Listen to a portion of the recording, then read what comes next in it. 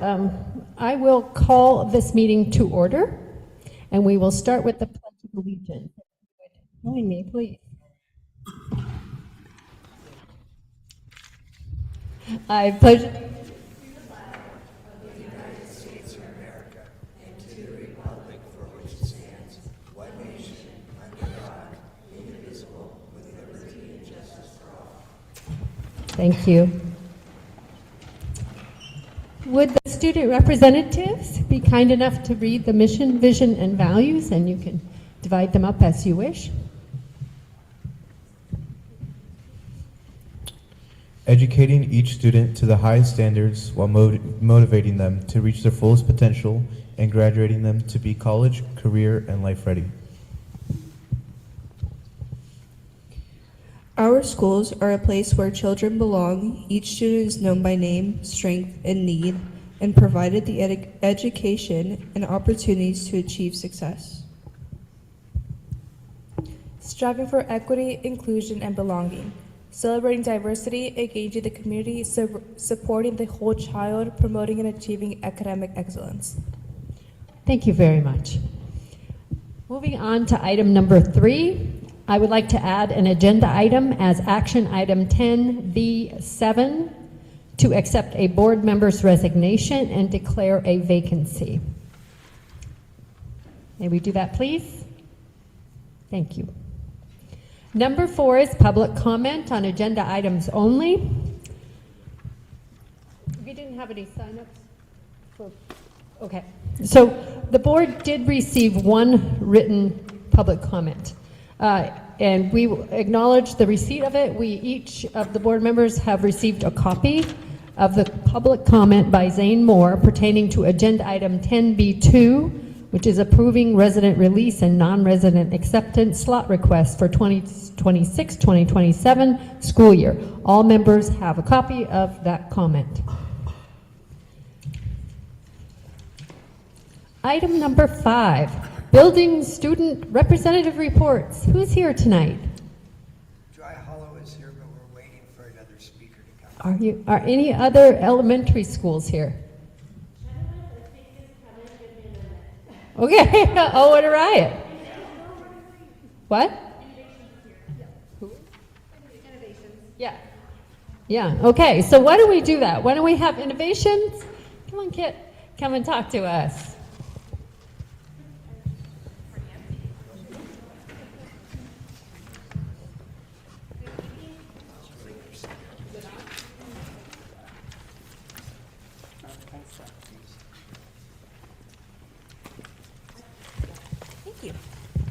Good evening, members of the board and community. My name is Kit Dunbar.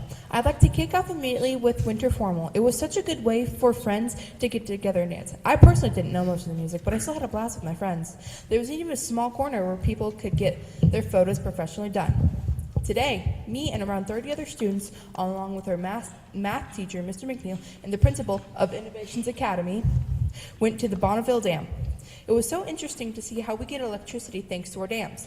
First of all, it starts with the Columbia River flowing to the building, then it goes into these large mills being used to power large turbines. Those turbines are made of copper, and since copper conducts energy, energy is then stored in the neighboring power plants connected by power lines. More power lines connect out to houses and give us power. All we need to do is flick on a light switch. On another note, as of right now, it is cold and flu season. For everyone's sake, don't share drinks or food. When feeling unwell, cover your mouth when you sneeze and cough. Stay home if you're sick. Wash your hands with soap and warm water. If you touch your face, please use hand sanitizer. Remember, currently it is the last few weeks of second trimester. Turn in your missing assignments, do extra credit, and get those grades up. Now as I wrap this up, in honor of the Bonneville Dam, a fun fact. Did you know there are 27 types of sturgeon? One more fun fact, my own great uncle helped build the Bonneville Dam. With that said, thank you for your time and patience. Have a good night. That's great. What a great local historic connection to such a historic structure. Roosevelt came out and dedicated that, I believe. Yeah, cool. Thank you, Ken. Thank you for the admonishments about our personal hygiene. Okay, so is Dry Hollow here? All right, come on up. It's Irie Lucy and Gabriel Lee Tapia.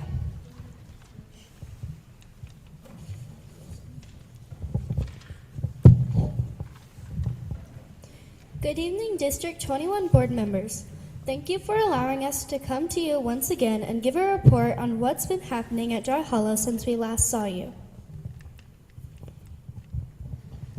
There were several raffle drawings for some pretty cool merch given out this month to students who turned in 10 Rise tickets and got a raffle ticket for a chance to win something from our prize case.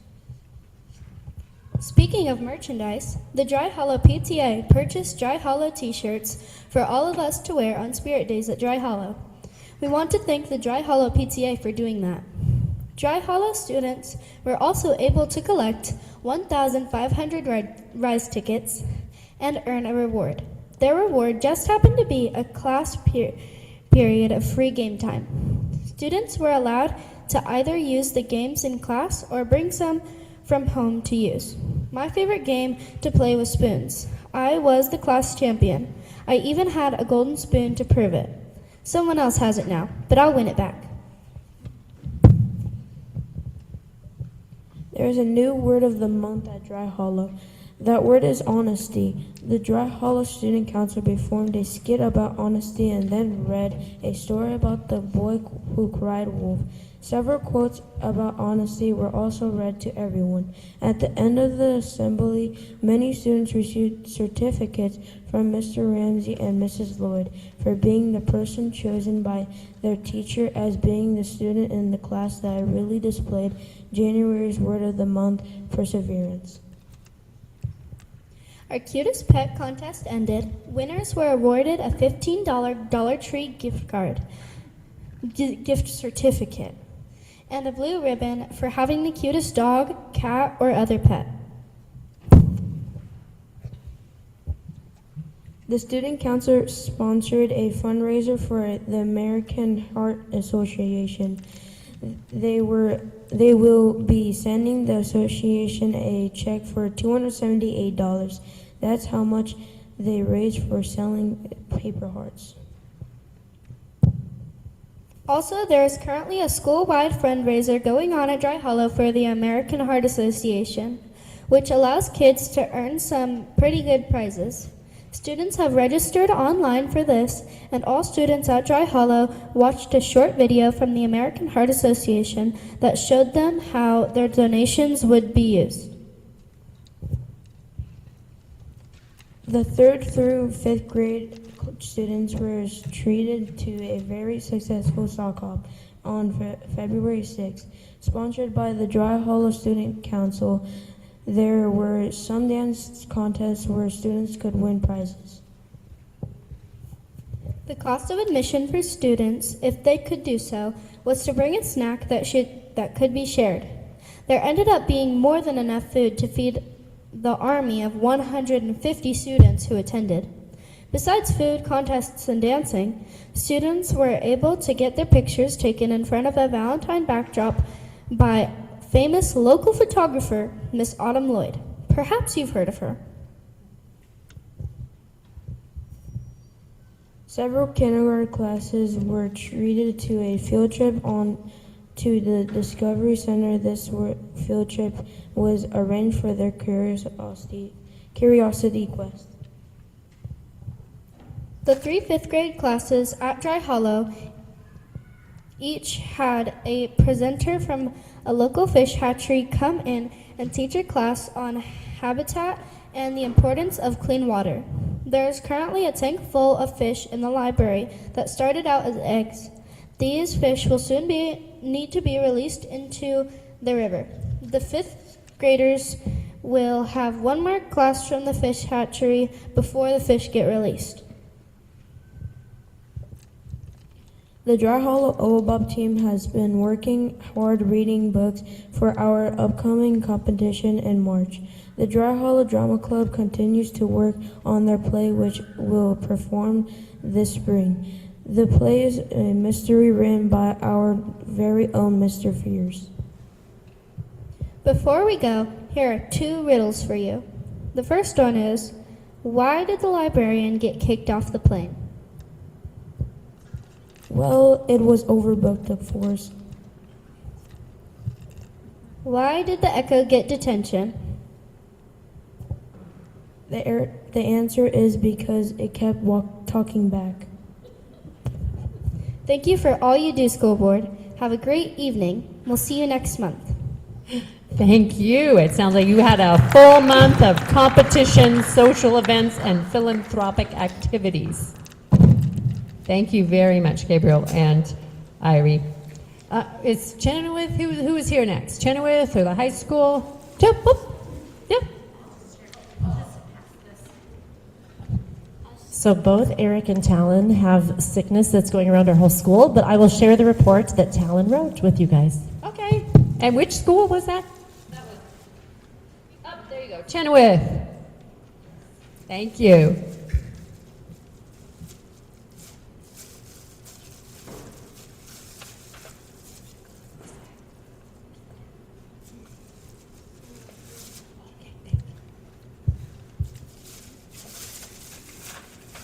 Okay, we'll read it. Thank you very much. Okay, then we had, is that the Dallas Middle School? High school. Whoop. Amber, welcome.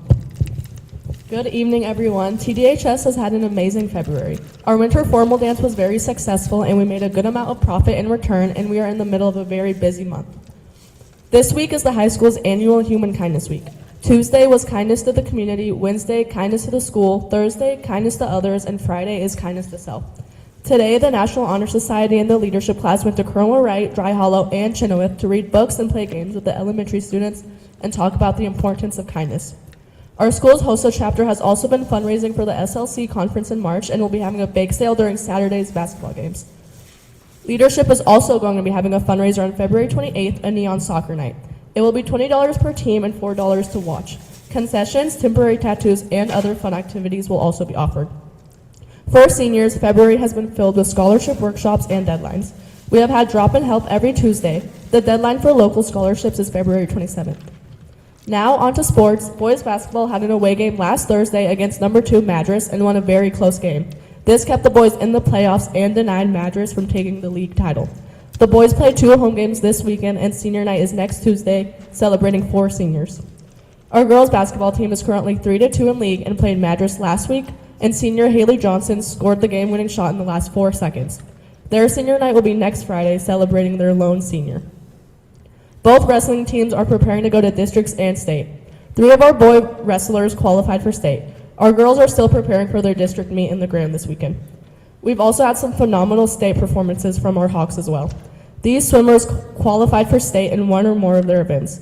Rhett Loffmiller, Maverick Varland, Everest Leonardson, Sawyer Dre, Lillian Vaught, Laura Black, Riley Elliott, and Kaya Doty.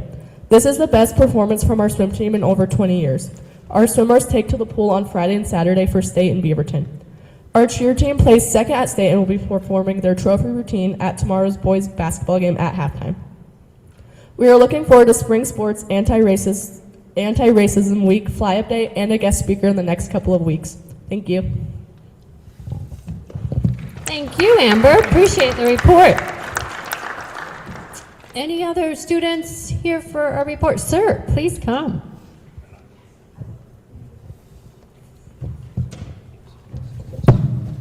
Good evening, school board members and community members. My name is Rolando Dominguez, and I am the ADSP president. Here's what is happening at TDMS. Our students have completed their second round of iReady diagnostic testing. Every student has the opportunity to earn Wildcat coins for meeting or exceeding their growth goals, as well as earning incentives for GPA, positive behavior, and attendance. We have several planned reward days coming up in March. Next Tuesday and Thursday, our 8th graders will be attending Career Day at the community college. Our student leaders sold and delivered valograms to students last week. Tomorrow we are having an afternoon pep assembly. We will be highlighting our robotics team who have qualified for state this weekend. We will be recognizing our girls basketball and wrestling team that are at the midpoint in their season. We also have a performance by our 7th grade band students who will perform for our students and staff. Next Friday is our second dance of the year. The theme is Blizzard Ball. In order to attend, our students must have an 80% attendance percentage for trimester 2 or better. We have hired a DJ, we'll have a photo booth, and we'll be selling snack items. As mentioned earlier, our robotics team had all of their team qualify for the state competition this year. State will be taking place this weekend on February 21st in Sandy, Oregon. In addition to our robotics club, our students have the opportunity to get involved in chess club on Thursdays and homework club every Tuesday and Thursday after school. In March, our students will have the opportunity to join the garden club. Next Friday, we will have a special morning assembly with Jamar Root. Jamar Root is a well-respected speaker known for his engaging and relatable approach to helping students build confidence, empathy, and understanding of diversity and identity.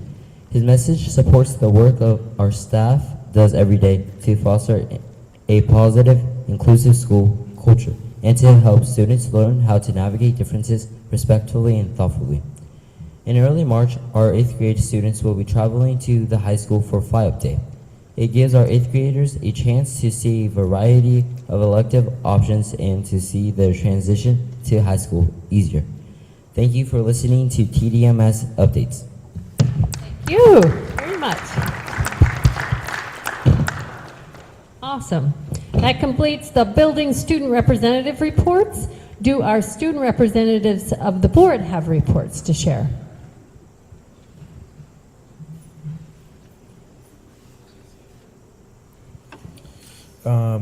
Good afternoon, North Wasco County School Board. As February continues, students at the Dells High School are now moving towards the end of the trimester and staying focused on their academics. With midterms now completed, the time of year is important for catching up on assignments, improving grades, and preparing for upcoming projects. The advisory period continues to help students stay informed about school updates, important dates, and scholarship information for seniors. Student clubs are staying active throughout the year. The hosted chapters continuing preparations for their state leadership conference, while clubs such as STEM Club, Key Club, Robotics, and others are meeting regularly and seeing strong participation. These clubs continue to give students opportunities to get involved, build leadership skills, and connect with others. Overall, February is a busy but productive time at the Dells High School as students stay focused, involved, and continue working toward a strong finish to the school year. Awesome. Yeah. Strong finish. Thank you very much. For this Valentine's Day, we have a board that everyone passes in the morning, going through the hall.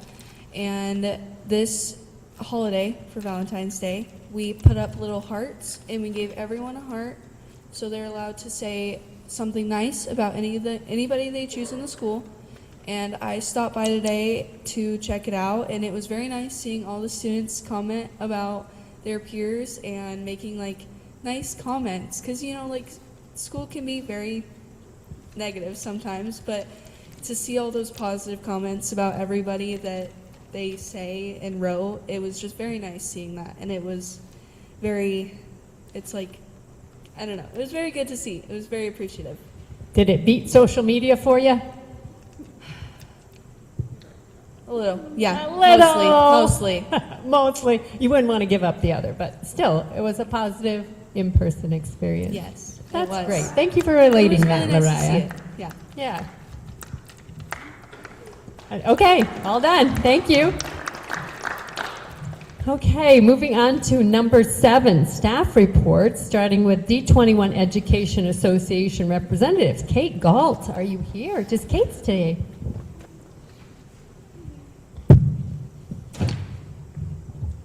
Hi, good evening. Sorry I wasn't here last month. I was in the sickness that everybody has, so. Good evening. I want to take a moment to share some positive feedback about our new Director of Teaching and Learning, Dr. Allie Ivy. She has been holding listening sessions with staff at all of our schools, and staff have felt genuinely heard. These conversations have left many feeling hopeful about the future and outcomes of this work. In meetings where Dr. Ivy has been present, staff have also shared that they feel listened to, validated, and treated fairly as professionals. I would like to recognize our principals and vice principals. They're doing great work, but they are also stretched thin. While it is appreciated that many meetings have been scheduled during PLC Wednesdays rather than student contact time, this still creates challenges. Administrators are needed during PLC time to provide guidance, support teams, and participate in important student-focused meetings. When these conversations about student placement or potential changes happen without the involvement of teachers due to scheduling conflicts, it can lead to mistrust and feeling that the teacher's insight of not being fully heard, or valued, sorry, not heard. Ensuring educators can be part of these discussions is critical to maintaining trust and helping staff feel respected.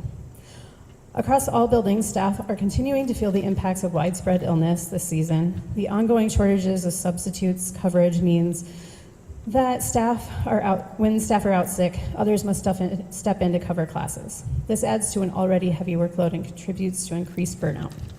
There have also been some growing pains with the rollout of new processes this year, particularly when expectations were not clearly defined before implementation. I want to be respectful in this public setting and not single out individuals or departments, but I would be happy to share more information either through Dr. Bernal or to the school board directly. I do want to note that in one instance, Dr. Ivy has already begun reviewing a process that was introduced earlier this year, and we are hopeful that with her expertise and additional review, improvements will be made. Finally, we are in final stages of incorporating changes from our recently ratified contract. A finalized copy should be ready soon.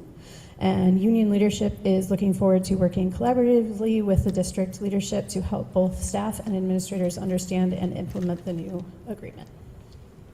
And that's it. Thank you. Thank you, Kate, very much. I appreciate your leadership with the teachers.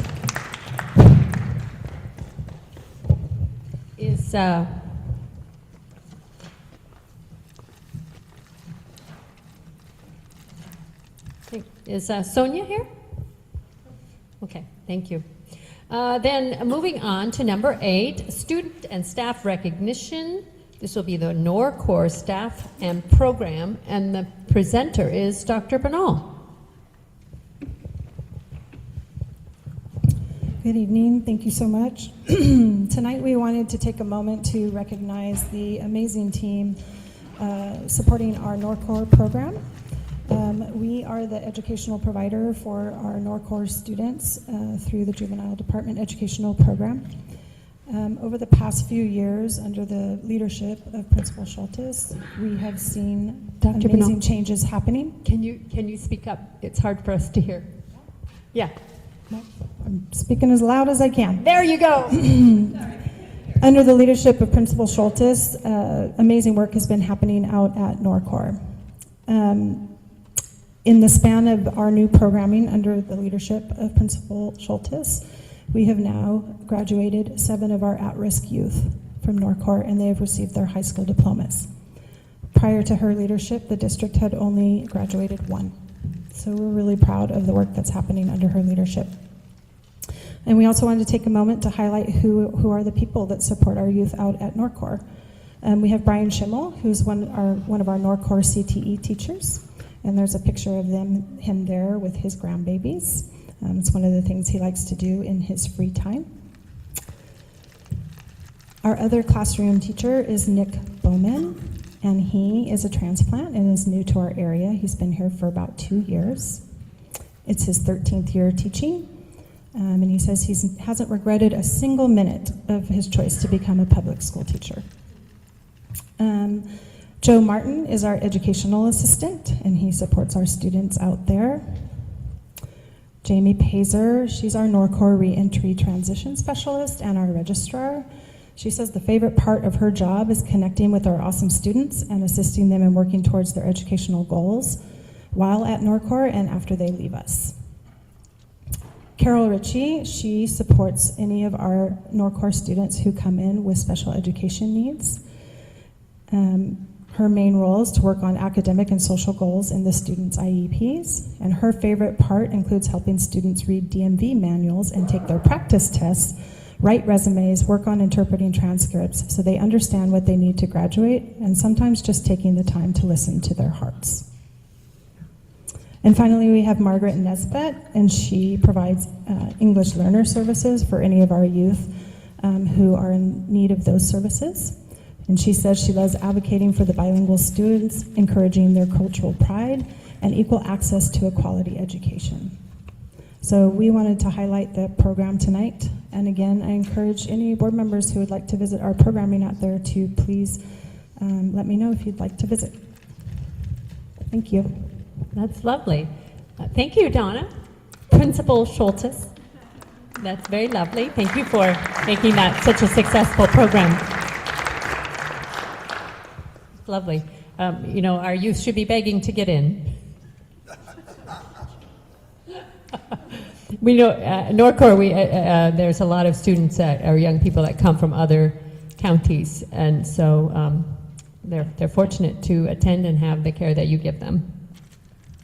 Does anybody have any comments or questions about the program? Okay, and we've had an invitation to visit. Thank you.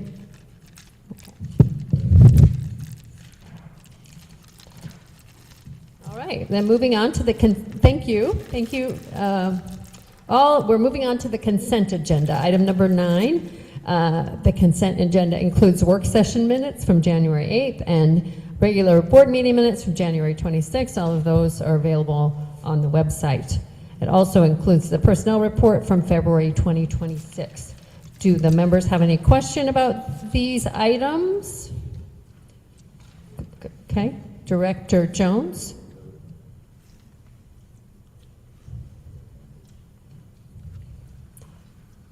It's a regular meeting?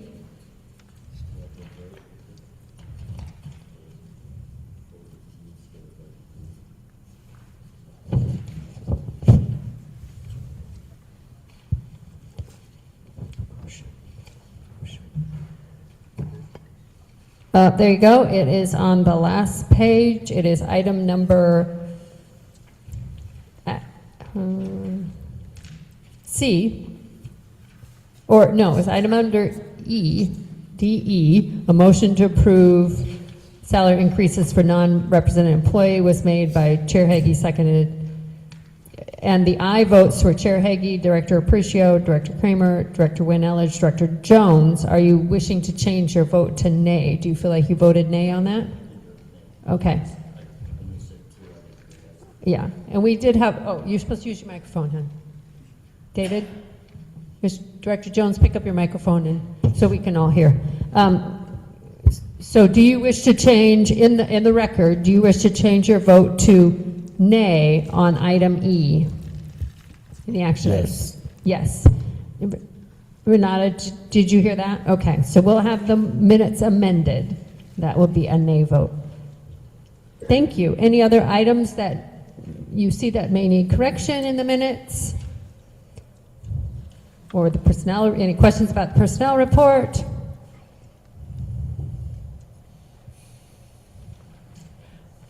I would certainly entertain a motion to accept the consent agenda with that one change. Chair, I'll move to accept the consent agenda with the amendment to the January 22nd regular board meeting minutes. And then I'll also just clarify, just the meetings are not available online until they're approved in a meeting. So once they're the minutes. Oh, yeah. Thank so you. I just want to clarify that for the audience, but thank you. I do move to approve with the amendments. Are they available in draft form on the agenda, though? Okay, thank you. Thank you. Okay. I have to restate. Second it. It's very long. So, Director Aparicio, motion to accept the consent agenda with that one change. Do I have a second? And Director Pauline seconds it. Oh, Director Pauline has seconded it. Okay, so we have a motion. Any discussion? Seeing none, all in favor say aye. Use your microphones, please. Aye. Aye. Oh, Jose, Aye. raising his hand. Oh. Aye. Okay, let's do it again. All in favor, please use your microphone. So this is clear for Renata. All in favor say aye. Aye. Aye. Any opposed? Nay. Okay, we're good. Thank you. And that will help with record keeping with our board secretary. Thank you for doing that. Moving on to new business. The first new business item is community presentations, and this is the ESD Local Service Plan, presented by Dana Peterson, our Columbia Gorge ESD Superintendent.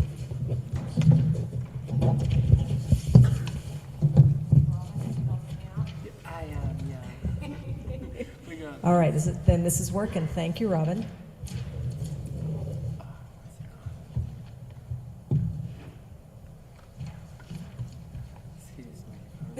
Two screen things making it. I'm so cross-eyed.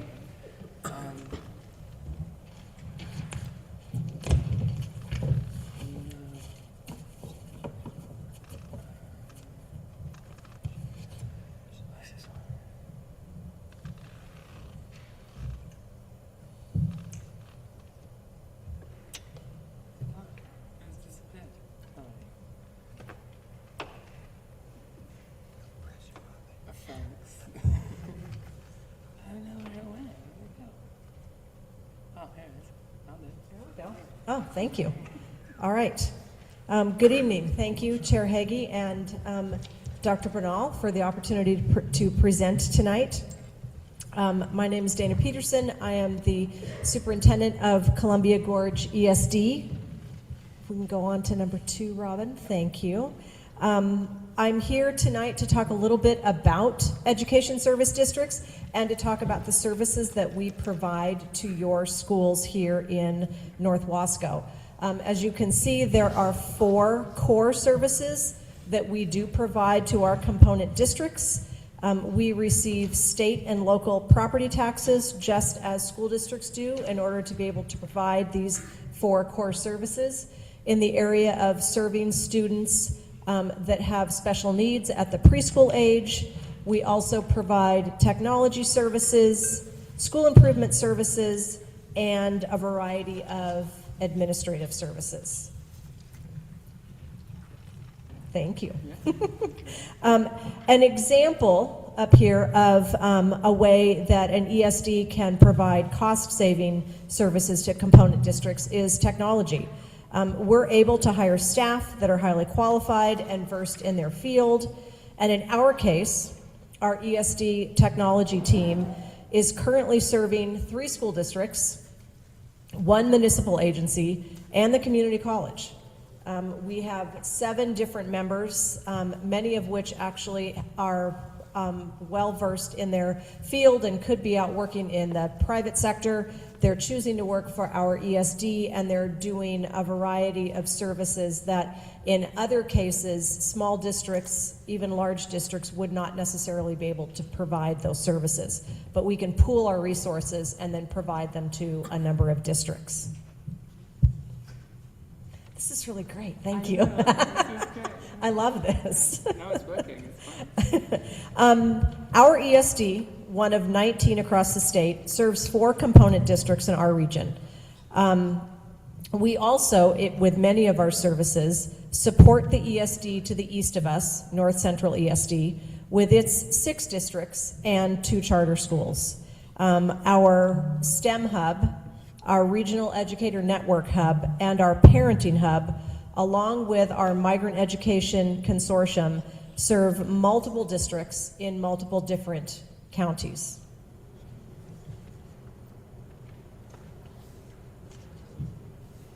All right, where are we at? Okay. Along with the core services that I mentioned, there are many regional initiatives that we support. For example, our our STEM hub has been working with districts across the region and helping to train educators and administrators in the uses of artificial intelligence in schools. We're also working with partners at the state level to become better versed in the accountability legislation, Senate Bill 141, which was passed in the last session. An example of how ESDs can help with those services is that they have recently passed, and you might have heard about this from Dr. Ivy or from Dr. Bernal. The state board recently passed 4 different interim assessments that we will be required across the state to give all students kindergarten through 8th grade. Well, it turns out it's really difficult for ODE to actually negotiate contracts in any kind of a timely manner with curriculum companies. So they've reached out to ESDs and said, can you go ahead and try and negotiate contracts with these curriculum companies so that districts can get a better price and that we can get things up and going by August and September when districts need those curriculum measures. It takes ODE a very long time to put anything through procurement. So that's a way that ESDs can be far more nimble and can get things done much quicker and can save districts money. Thank you. All right, one of the many services that we provide is early childhood special education. And so in your region, if there is a parent that has concerns about their preschool-aged child, we provide assessments for those students. And then if in fact that student needs service, you're used to hearing it being called an IEP.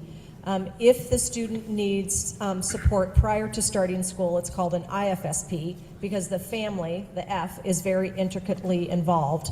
We have speech and language pathologists, occupational therapists, physical therapists, and early childhood specialists that support families and students with their needs. And then we help transition those students to kindergarten when they're ready to start with you as 5-year-olds. Technology services, all of these wonderful things. The technology team for your district, they're actually all ESD employees. So if you think about all of the things in your school district, security cameras, phones, printers, student devices, staff equipment, they all are supported by members of the team at the ESD. We handle emergency calls, we maintain servers, we're constantly checking for security weaknesses in the systems. We have staff on call on the weekends. So for example, the weekend before school started last September, there was a car accident just outside of Dufur and it put a server down, and staff were able to be quite responsive and get things back up because teachers needed to be able to have access to all of their data the weekend before school started. And they're also guaranteeing that all of the various cybersecurity measures that need to be in place for you all to have your PACE insurance through OSBA are being met on a very consistent basis. Thank you. School improvement work allows for professional development and other staff-initiated requests to occur. One example of this is your school's work with responsive classrooms. This is work that our Regional Educator Network is supporting along with your district team. We are also involved in work that you are doing in the intensive program. We provide a mentor for new career teachers, and we provide an experienced mentor to support new administrators in your school district.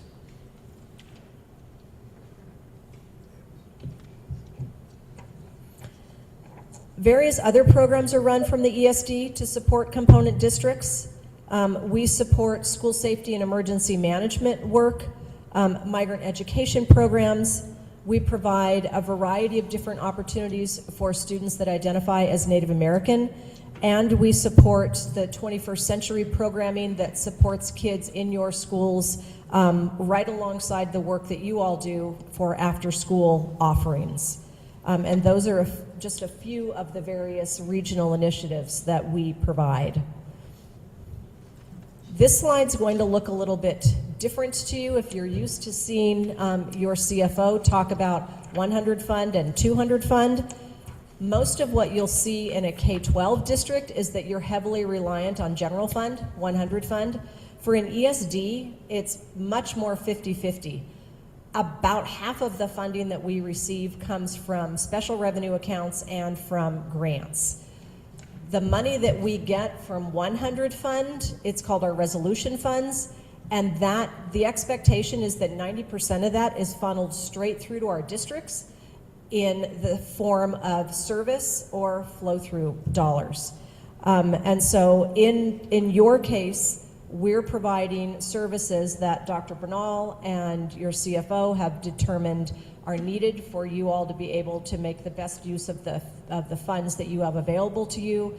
And then honestly, this last year, we were asked to take a look at nursing services because the hospital pulled their contract. And so we also have a contract with you, and we're providing nurses and nurse supervision to your district. All right, maybe I talked a little bit fast. Does anybody have any questions for me?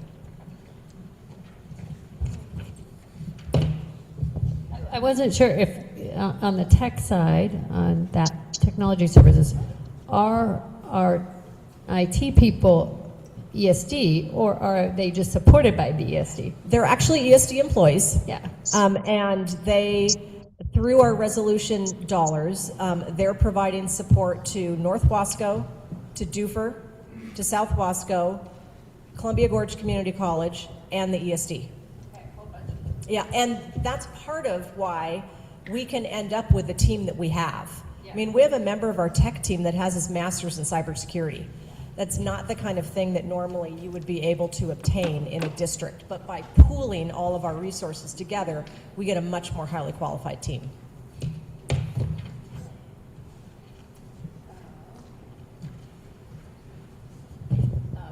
Did our CFO, Mr. Peterson, did you receive some additional training through the ESD? Is that right? Is that where that came from? I'm not sure. No, I've gotten training through, I continue to get training through OASBO and from WestEd through the intensive program.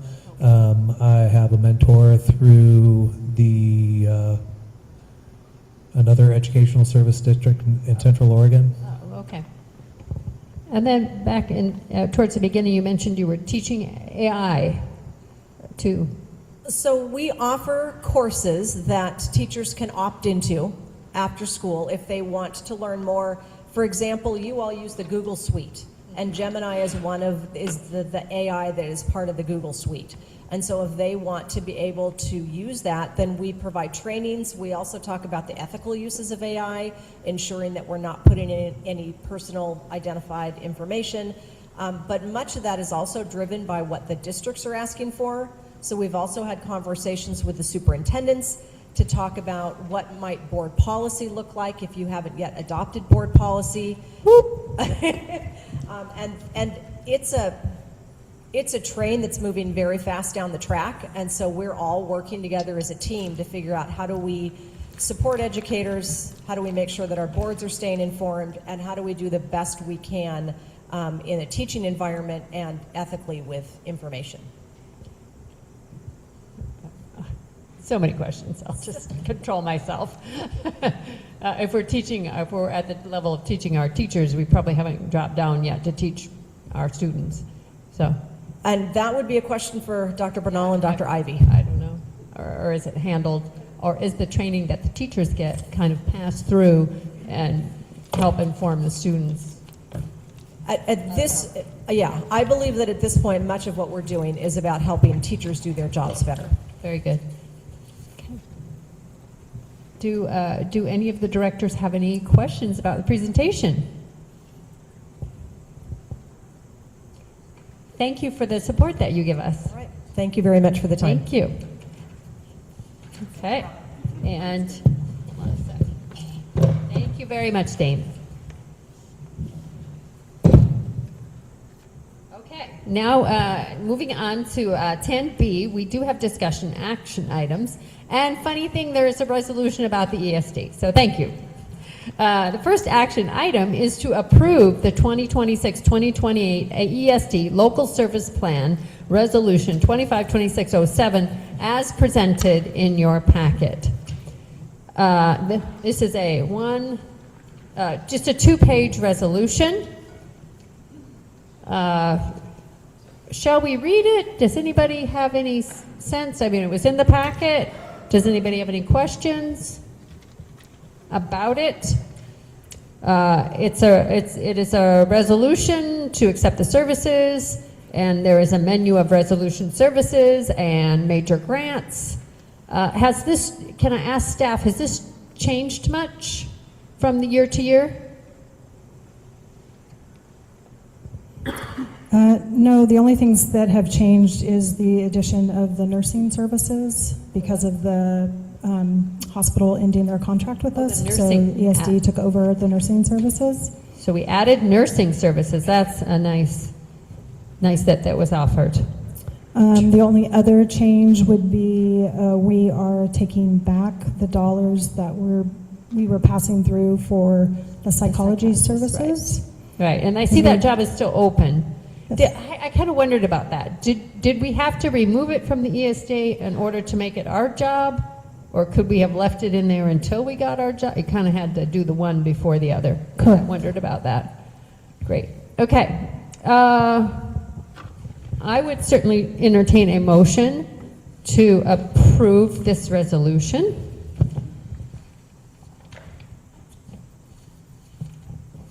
I'll make a motion to approve the resolution. Second. It's seconded. Okay, so Director Kramer made the motion to approve the resolution to accept the Columbia Gorge ESD local service plan for 2026-2028. That's a 2-year agreement. And Director Jones has seconded it. Do we have any discussion from board members, starting with Director Apprecio? Any discussion, sir? Dr. Kramer, or Director Kramer, you're good? Director Jones, thoughts? Director Kelly, thoughts? Director Pauline, do you have any thoughts?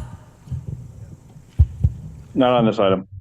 Okay, so hearing none, all in favor of accepting the Columbia Gorge ESD Service District Local Service Plan for 2026-2028, say aye.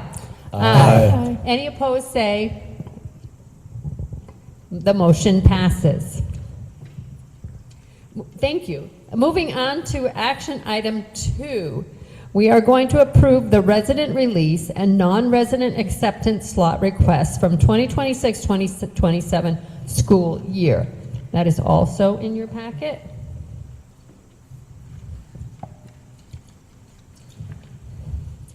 This is an annual slot designation. Dr. Bernal, could you speak to us about this briefly, please? This is an annual board approval that needs to be done ahead of March 1st. We recommend 15 non-resident students be allowed to attend our schools and 15 resident students be allowed to be released. This is the same as we did last year. Do all of the slots get used or traded? Yes. All of the slots requests out mostly because of siblings who are already outside the district and or people who work in the other district wanting their kids to attend that district because they work there. So yes, the 15 slots were filled this year and we had about 6 students come in. So it is a deficit activity. Currently. Yeah, currently it's a deficit activity. What happens to families if they want a slot and there is none available? They get put on a wait list. A wait list? Is there an appeal process or just a wait list? They can appeal, they can apply for a hardship request, but then the hardship request has to be agreed to between both districts. Both districts yeah, so it's a process. Yes. Okay. And they have to qualify for specific hardship reasons. Okay, so I would expect there's a variety of metrics for that may not be easily qualified for. Okay. I'll raise my hand. Thank you. Director Pauline, go ahead. Yep. Is there on the wait list, or is there a wait list for students trying to leave the district, or what's the status of that? Are you asking if there's currently a wait list? Yes. Or yes, I'm asking if 15 slots is enough for the families that are trying to do something different. We completed all 15 slots this year, and there is a waiting list. How long is the waiting list? Less than 10. Less than 10. Is it usually a waiting list of that depth? It varies from year to year. Okay. Yeah. Yeah.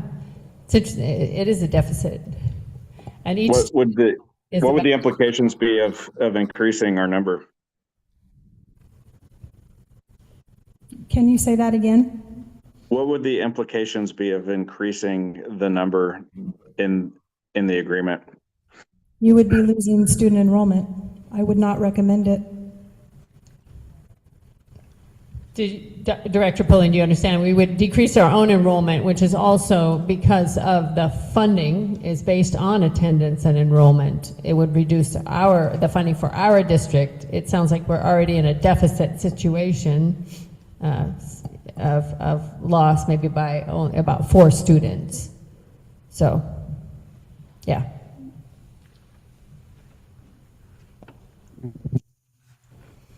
I think he's frozen.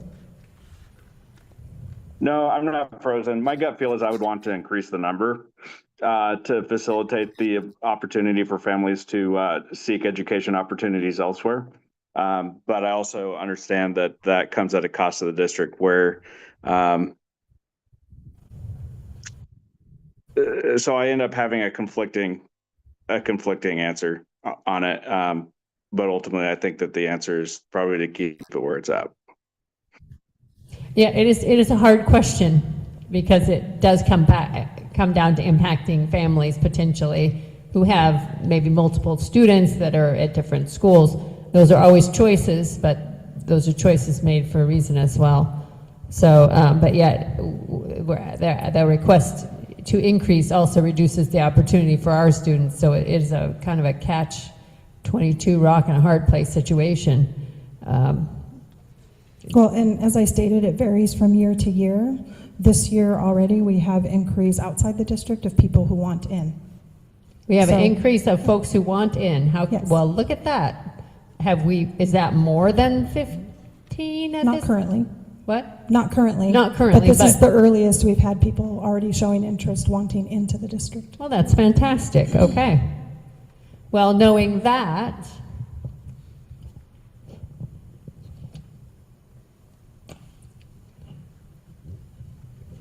I'm happy to, we can ask more clarifying questions from staff, or we can entertain a motion and continue the discussion with a motion on the floor, an approved motion. What are the current reasons for the families that are waitlisted? Is it because of like working in another location and it would be easier? So the ones that were released this year, a majority of them were siblings. So they already have a sibling in another district, so they want to keep their family together. And then the other reasons were work listed. So they work in that district, in that location, and it would be easier for them.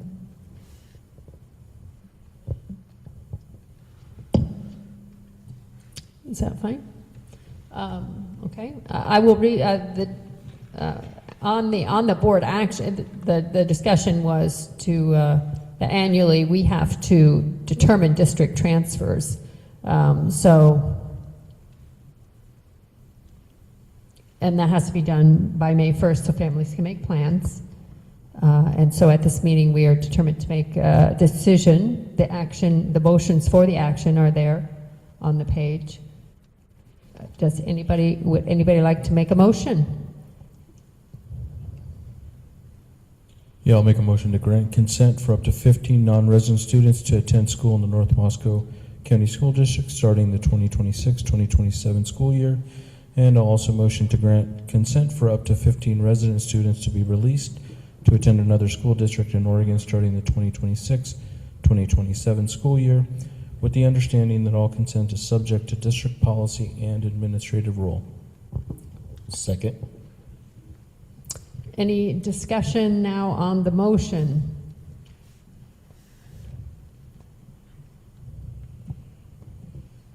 Okay, hearing none, let's vote. Microphones up, please. All in favor say aye. Aye. Any opposed? Thank you, Director Pauline. Now, did you have that? Okay. Okay, moving on to action item 3, to approve the 2026-2027 budget calendar as presented.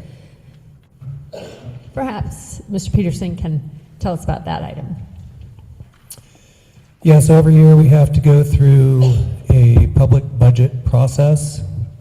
It's very prescribed in Oregon law. If you want to look at the Oregon Department of Revenue website, there's all kinds of information about local budget law.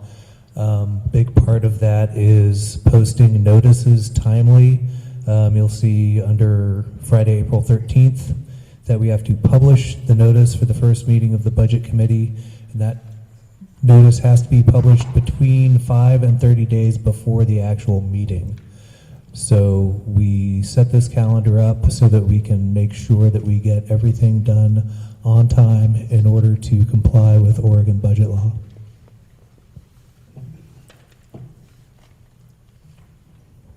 Was this amended or changed, or is this an annual presentation? That just The dates have been updated to match current board meetings, and normally this is presented at the January meeting, but it was not this year, so I changed some of the dates to reflect that. Next year you'll see it in January. Are we supposed to approve the budget calendar? Is that what one of our jobs is? Yes. Thank you. I would, does anybody see any issues or conflicts or mistakes perhaps? Why would we know that? I would entertain a motion to accept the budget calendar. I'll make a motion to accept the budget calendar for fiscal year 2026 to 2027. Awesome. Director Kramer has made a motion to accept the budget calendar for the fiscal year 2026, and Director Jones has seconded. Any discussion? Hearing none, all in favor say aye. Anyone say aye? Aye. Any opposed say no. Oh, that's not a no vote for me. But okay. Moving on to action item number 4, approve collective agreement with Duffer for the school for the spring 2026 track and field. Is that Mr. Taylor?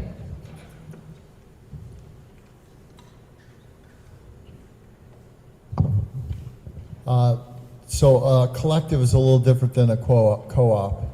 A collective is just allowing Duffer and the Dowels to practice together. Duffer will still be its own team.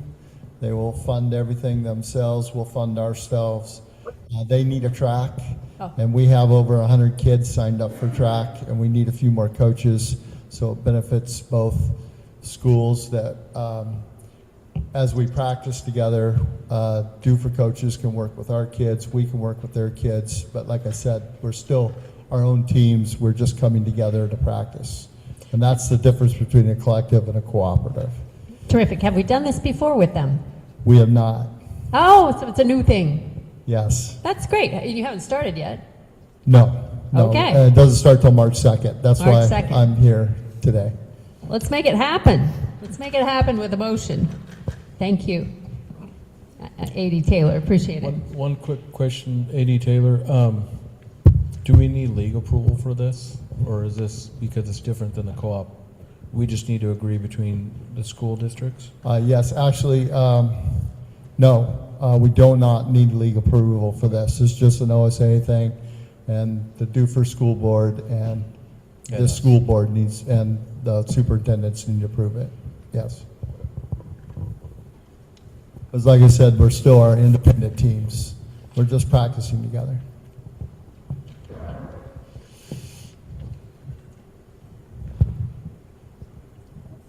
I recommend we adopt to approve the collective agreement with Duffer for spring 2026 track and field. I'll second that. So Director Pauline has motioned that we adopt the collective agreement between the Dallas and Duffer for the spring track season 2026, and Director Aparicio has seconded. Any discussion? We'll move to the vote. All in favor say aye. Aye. Aye. Any opposed? Aye.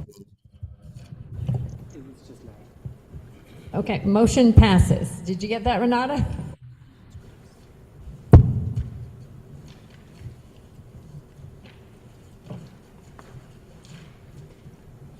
Okay, so and then on to action item 6, to approve the high dosage tutoring contract. Oh, are we on 5? Thank you.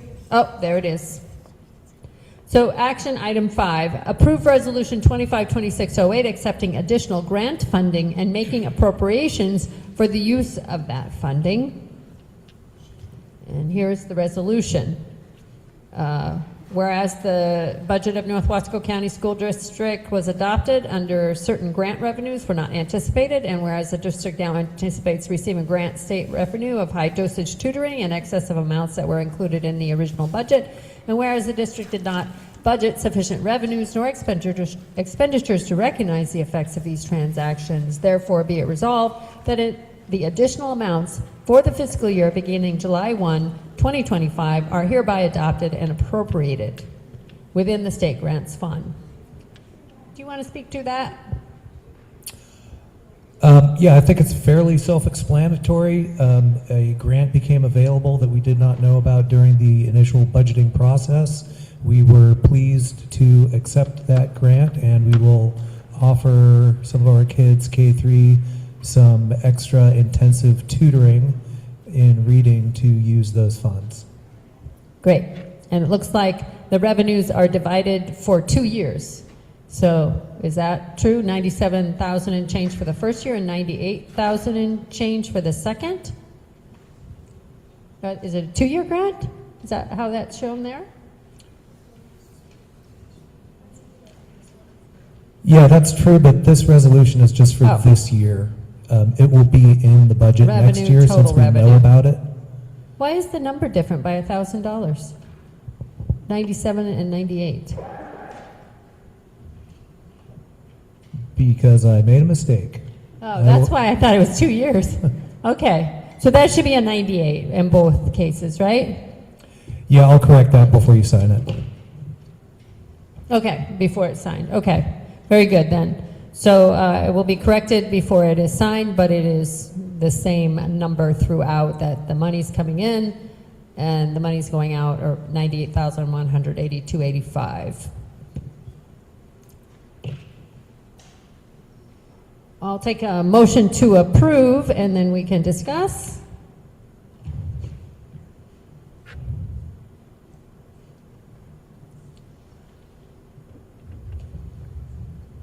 I'll motion to approve resolution 252608 to accept the additional grant funding and making appropriations for use of that funding, and as corrected per our discussion. Okay.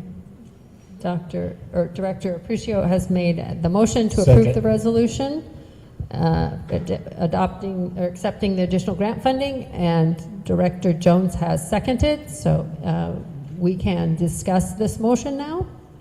Does anybody have questions about it? I guess I have a comment that I'd like to make.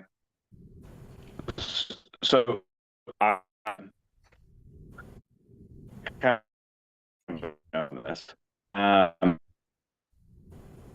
like to see it going into the classroom, directly affecting the education, and to directly improve the overall success of specifically our K through 3, if that's where we're going to focus the money. But at the same time, it's a grant and it's an opportunity, and I don't want to take that opportunity away.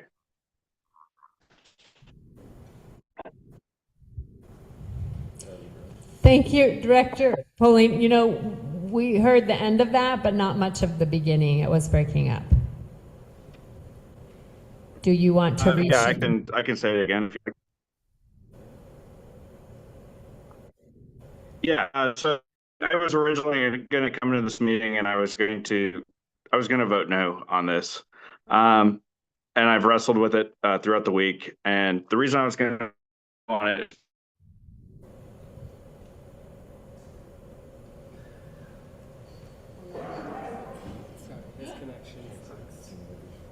You froze. We'll never know. Okay. Maybe this will come up and you can share it when we approve the high dosage tutoring contract. Right now we have a motion on the floor that has been seconded, and so let's move to a vote. All in favor say? Aye. Any opposed? Aye. The motion passes, except we don't know what Director Pauline has disappeared. Ah, there he is. Director Pauline, we have just voted on this motion. Would you like to share your vote? Yeah, I'll vote no. Okay, thank you. You got that, Renata? All right, then moving on to action item number 6. We're going to look at to approve the high dosage tutoring contract, which is a multi-page agreement with tutoring services with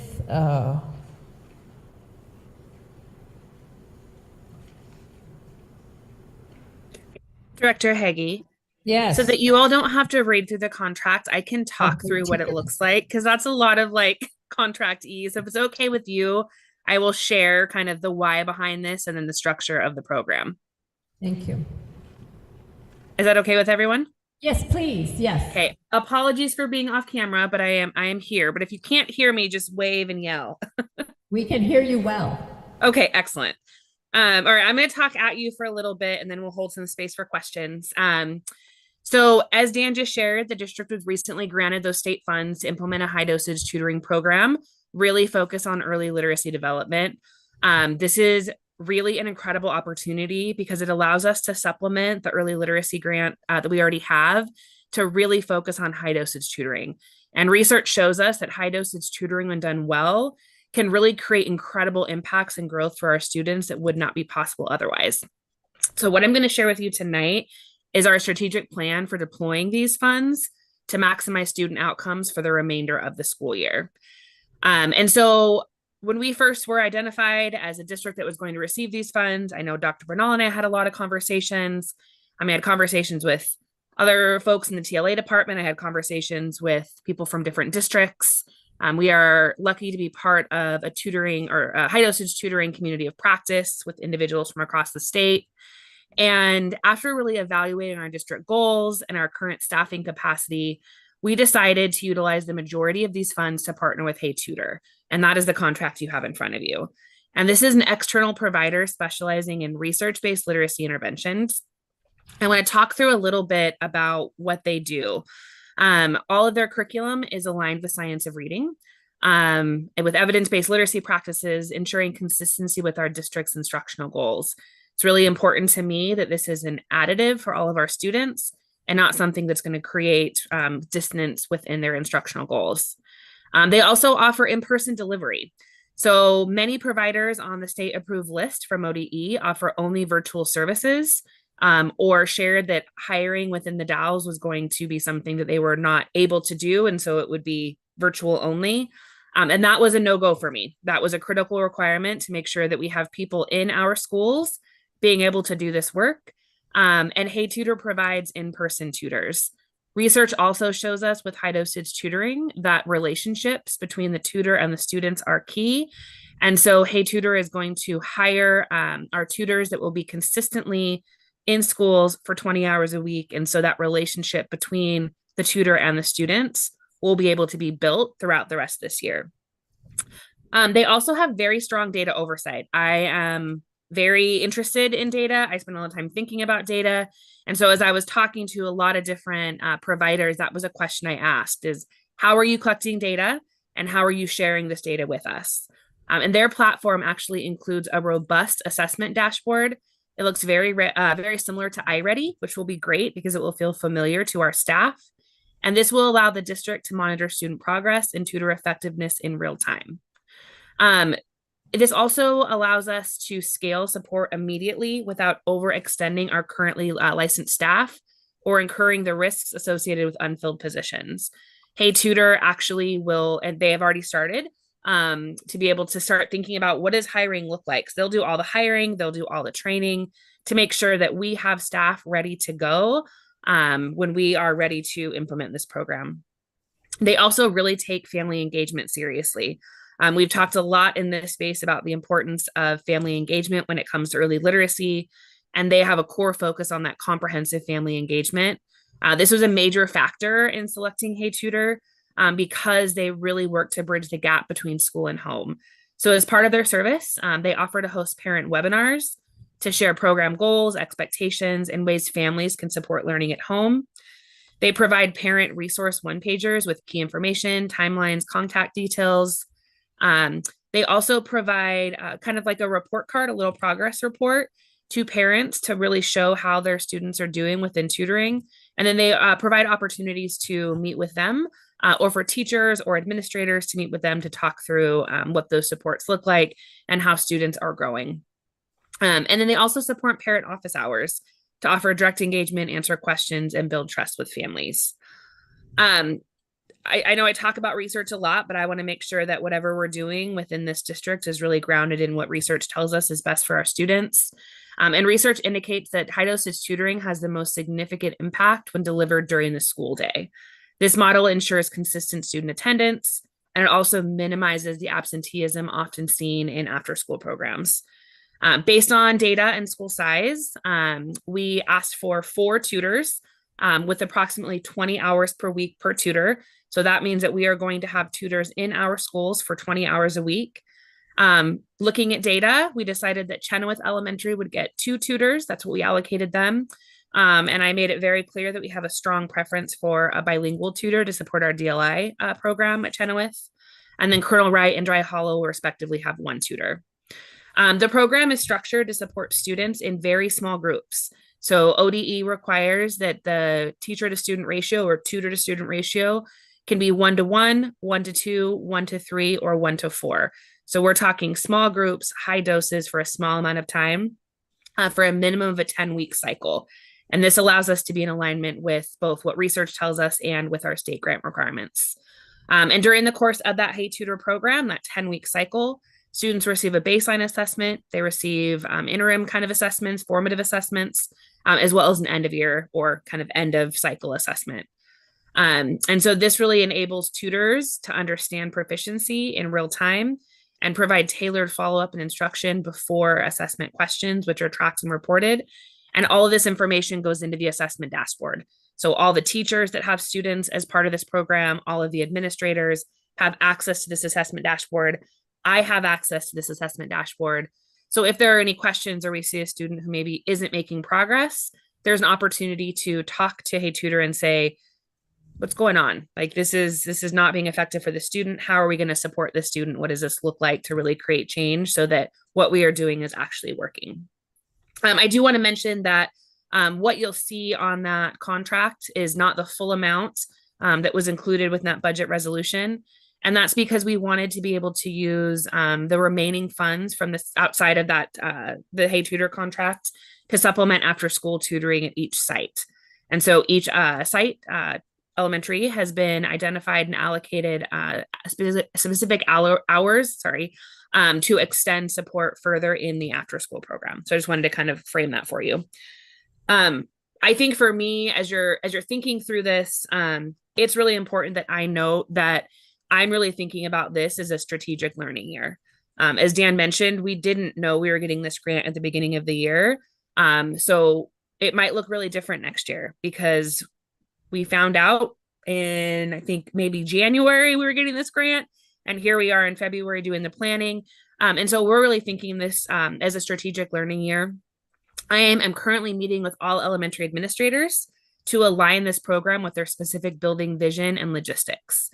And so we will be diligently collecting and analyzing data to determine the effectiveness of this specific delivery model, both with Hey Tutor and then with the after school program. And this data-driven approach will allow us to progress monitor student growth and make informed, sustainable decisions for future literacy program. This contract is only through the end of this school year.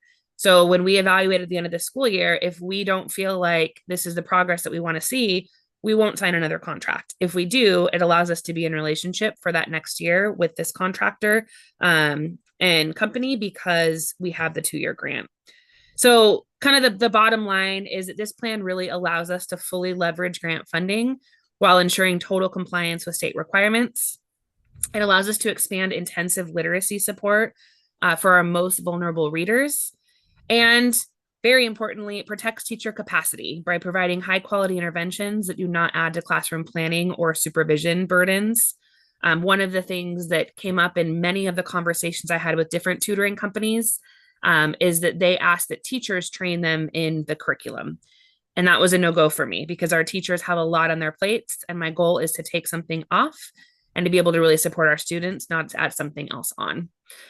So to move forward and ensure students begin receiving this high impact literacy support as soon as possible, I respectfully request that the board adopts the proposed contract with Hey Tutor as presented. Approval will enable the district to immediately implement the high dosage tutoring initiative, fully leverage the grant funding, and begin to provide targeted research-based literacy support to our early learners without delay, which is just incredibly exciting. Thank you, Dr. Ivy. I have questions? Does anybody else have questions? Okay, Katie's got questions too. So if you don't mind, you are saying an immediate start, is that right? Like next Monday for 14 weeks? So in an ideal world, yes, I would like to start tomorrow morning, but we have to hire tutors. And so we are actually going to be meeting with Hey Tutor tomorrow to talk about hiring logistics if this contract is approved. But they have been kind of working in the background just to get some information about the DALs. They are very, very confident that they can get people hired and trained within the next couple of weeks. So they're a really great team. Every single call I've been on, they bring their whole team. They bring their curriculum director, their outreach director, they bring everyone, and they are very committed to this. And so I have full faith that they can really get in there. And again, Sandy and I will be meeting with them tomorrow to really talk about what we need to make sure that the tutors that are hired really meet the needs of our schools. Okay, perhaps retired teachers here in the Dalles, right? Absolutely. Yep. So it's definitely very affordable. You're meeting with the building admins because I was curious how is it going to coordinate if you're a teacher and enrolls a tutor, and how is that? I suppose it's the building principals and admins that work with the teachers to determine when one of these tutors rolls in the classroom. Is that absolutely right? Yeah. And I think for me, one of the I was having a conversation with the Dry Hollow administrators yesterday, and I was sharing that for this first year, I really want principals and vice principals or admin teams to really decide based on your current schedule what works best, because they know their students, they know their teachers. There's a lot of different models that we can think about. For example, all of our elementary schools have what's called win time. It's what I need, and it's an intervention block. That could be something that the tutor is supporting high dosage tutoring during that intervention block. We know that high dosage tutoring is most effective when it's in short bursts. It doesn't need to be a 45-minute high dosage tutoring lesson. In many cases, that is actually developmentally inappropriate. And so a student could be pulled out of a class for 15 minutes, maybe a science class. But what is really key, and what we'll talk through, what I have been talking through with our building administrators, is that the most important part of this is they are not pulled out of their core instruction. Because again, we want to make sure this is supplementing what they're already getting within their core instruction to really deepen the knowledge that they have and the skills that they have. But this will be something that building principals really get to decide on what's going to work best for your school. And then we'll get to all come together in the spring and say, what did we learn? What was effective? What maybe was a pain point or felt challenging, so that we can really make sure that the decisions that we're making next year are really supporting our students. Okay, this is a funny observation, but this is reading. We're targeting reading. Yes. And you talked about pulling someone out of a science class. Why would they not be able to? I guess it would be because they weren't focused.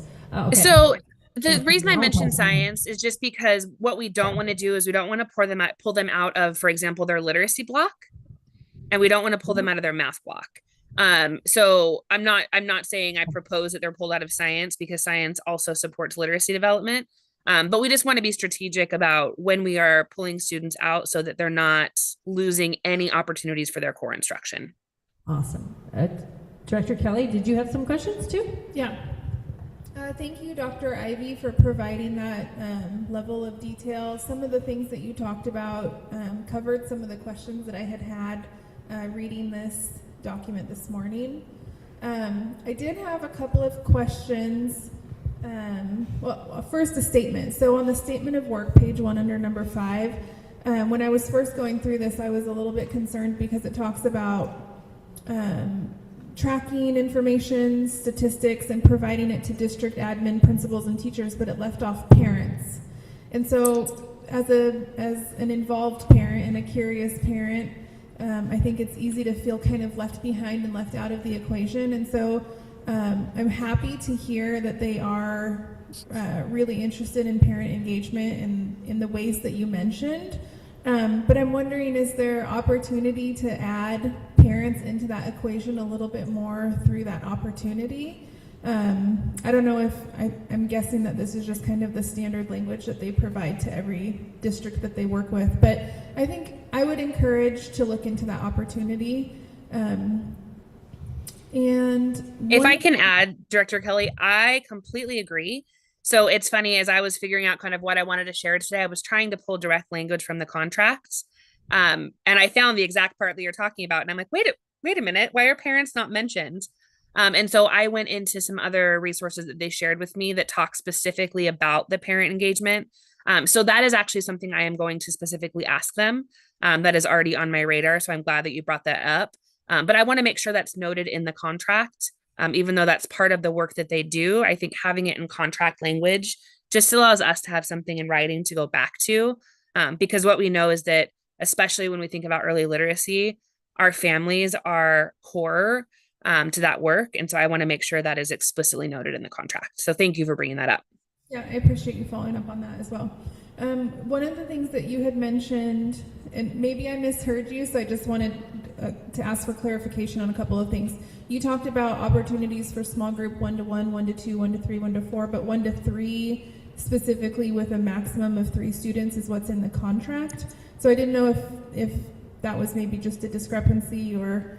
Yeah, that's a discrepancy. And I think that is because, so basically there's kind of different models. And so Hey Tutor, their model shows that within the research they've done, within the practice that they've had in different states doing this work, they find the most effective model being at the most 1-3 students. ODE is saying that within this grant, we can go up to 1-4 students. So that's where that discrepancy is. And I actually spoke with the folks at Hey Tutor earlier this week as well to make sure that there was alignment with the state level requirements, which I noted a little bit. So that, for example, the student to teacher ratio is one of them. They have to get a minimum of 2 days of tutoring per week per student, and then it has to have that 10-week cycle. And so I will make sure with them that whatever is in the contract is aligned with state level requirements. So again, that is, you are on the same page as me, because that's something I definitely have in my notes to bring up with them. Sure, okay. And I think this is more just my curiosity, if you can help me understand.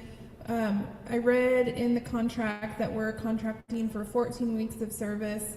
There's 18 weeks of service left from now until the end of the contract, and then you mentioned 10 service weeks. Yep. And so the reason why it is 18 weeks between now and the end of the school year is because there's time in there, like a kind of, I don't know, a buffer for hiring and training. The state requires that anybody who is hired as a tutor as part of this grant is trained in the tutoring software. And so I think it's, I know it's included in the contract. I don't know what page, but they go through a pretty robust training repertoire to make sure that tutors actually have the skills they need. That's that 4-week buffer. The 10 weeks is a minimum requirement from the state. And so if the tutors are able to start, 14 weeks would be absolutely ideal. We just have to make sure we have a minimum of 10 weeks to meet that state grant requirement. Okay, and then so any funding that's left over, that could be used towards the after-school tutoring? Yeah, absolutely. Yep. And so that's what we're doing right now is, like I said, each school is allocated a certain number of hours. And so schools are deciding what that looks like right now to figure out, are they going to supplement a current program? Is this something that's going to be kind of new? The biggest thing with this grant funding is it can't supplant, it can only supplement. And so each school has hours for teachers to be able to receive curriculum rate to do that after school tutoring. Okay. And who wrote this grant? The grant itself? Yeah. So it actually was not a competitive grant. And so the state had funding available. And so they identified districts from across the state to receive the grant. All we needed to do was say, yes, we are interested. Yes, we will attend a community of practice to really deepen our understanding of high dosage tutoring. And we will make sure that we meet all grant requirements. But this was not something we applied for. It was just something that we were offered, and that we said yes to because we knew that it was really going to benefit our students. Sure. Okay. Thank you. And if you're interested, any of the directors, you can see, and I'm glad to share information, but if you look online for high dosage tutoring in Oregon, you'll be able to see the list of districts that receive the funding. You can see the funding allocations for each one of those districts. And then you can also get a little bit more information about the specific criteria for high dosage tutoring, if that's something that you're interested in digging a little bit more into. Thank you for answering all my questions. Yeah, no problem. They're all good questions. Just in the fairness of honesty and transparency for the rest of my directors, as well as the district, I was very much on the fence about being supportive of entering into an agreement with someone not local, not even in the state, for this money to go to. I think leveraging the experience and knowledge of Dr. Ivy, the ESD, Dr. Bernal, all of our cabinet, that's where my heart would want to go to, is leveraging the experiences and the expertise that we have to run this program so that we can maximize the amount of dollars that we're paying and putting into the tutors, so we can do more than 2 days a week and more than 20 hours a week and more than 2 at Chenoweth and more than 1 at Dry Hollow and Colonel Wright. And I do not disagree with you. And this was not an easy decision to make, because I agree. I would rather leverage our expertise from local community. And I think what it came down to is just that expertise in our local community is our teachers, and our teachers already have full-time schedules. And so this allows our teachers to continue doing the incredible work that they're doing while having this additional support. And I will say, I think, again, one of the things that I really appreciated about this organization is that, yes, the tutoring company in and of itself is not local, but all of the tutors that will be in our schools will be local. And that was really, really important to me. And in terms of the 2 or the 1 day a week, that's just a minimum requirement from the state, but each school gets the tutor for 20 hours. And so that school can decide they can have the tutor there every day for 4 hours if they want. So the school gets to decide, but it's that 20-hour cap for each of the schools to have those local tutors in their buildings. But again, I agree with you. I think that this was a decision that I didn't come to lightly, but I really believe this is going to be what's best for our teachers and our students at this given time. I understand. I completely respect that.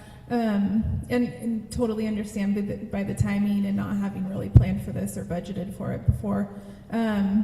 I guess I would just encourage everybody to really consider keeping it in-house moving forward next year. If we continue to receive the dollars, that might be complicated because it does seem like there is a non-compete portion of the contract, but I think it sounds really lovely, and I'm really excited that we got these dollars.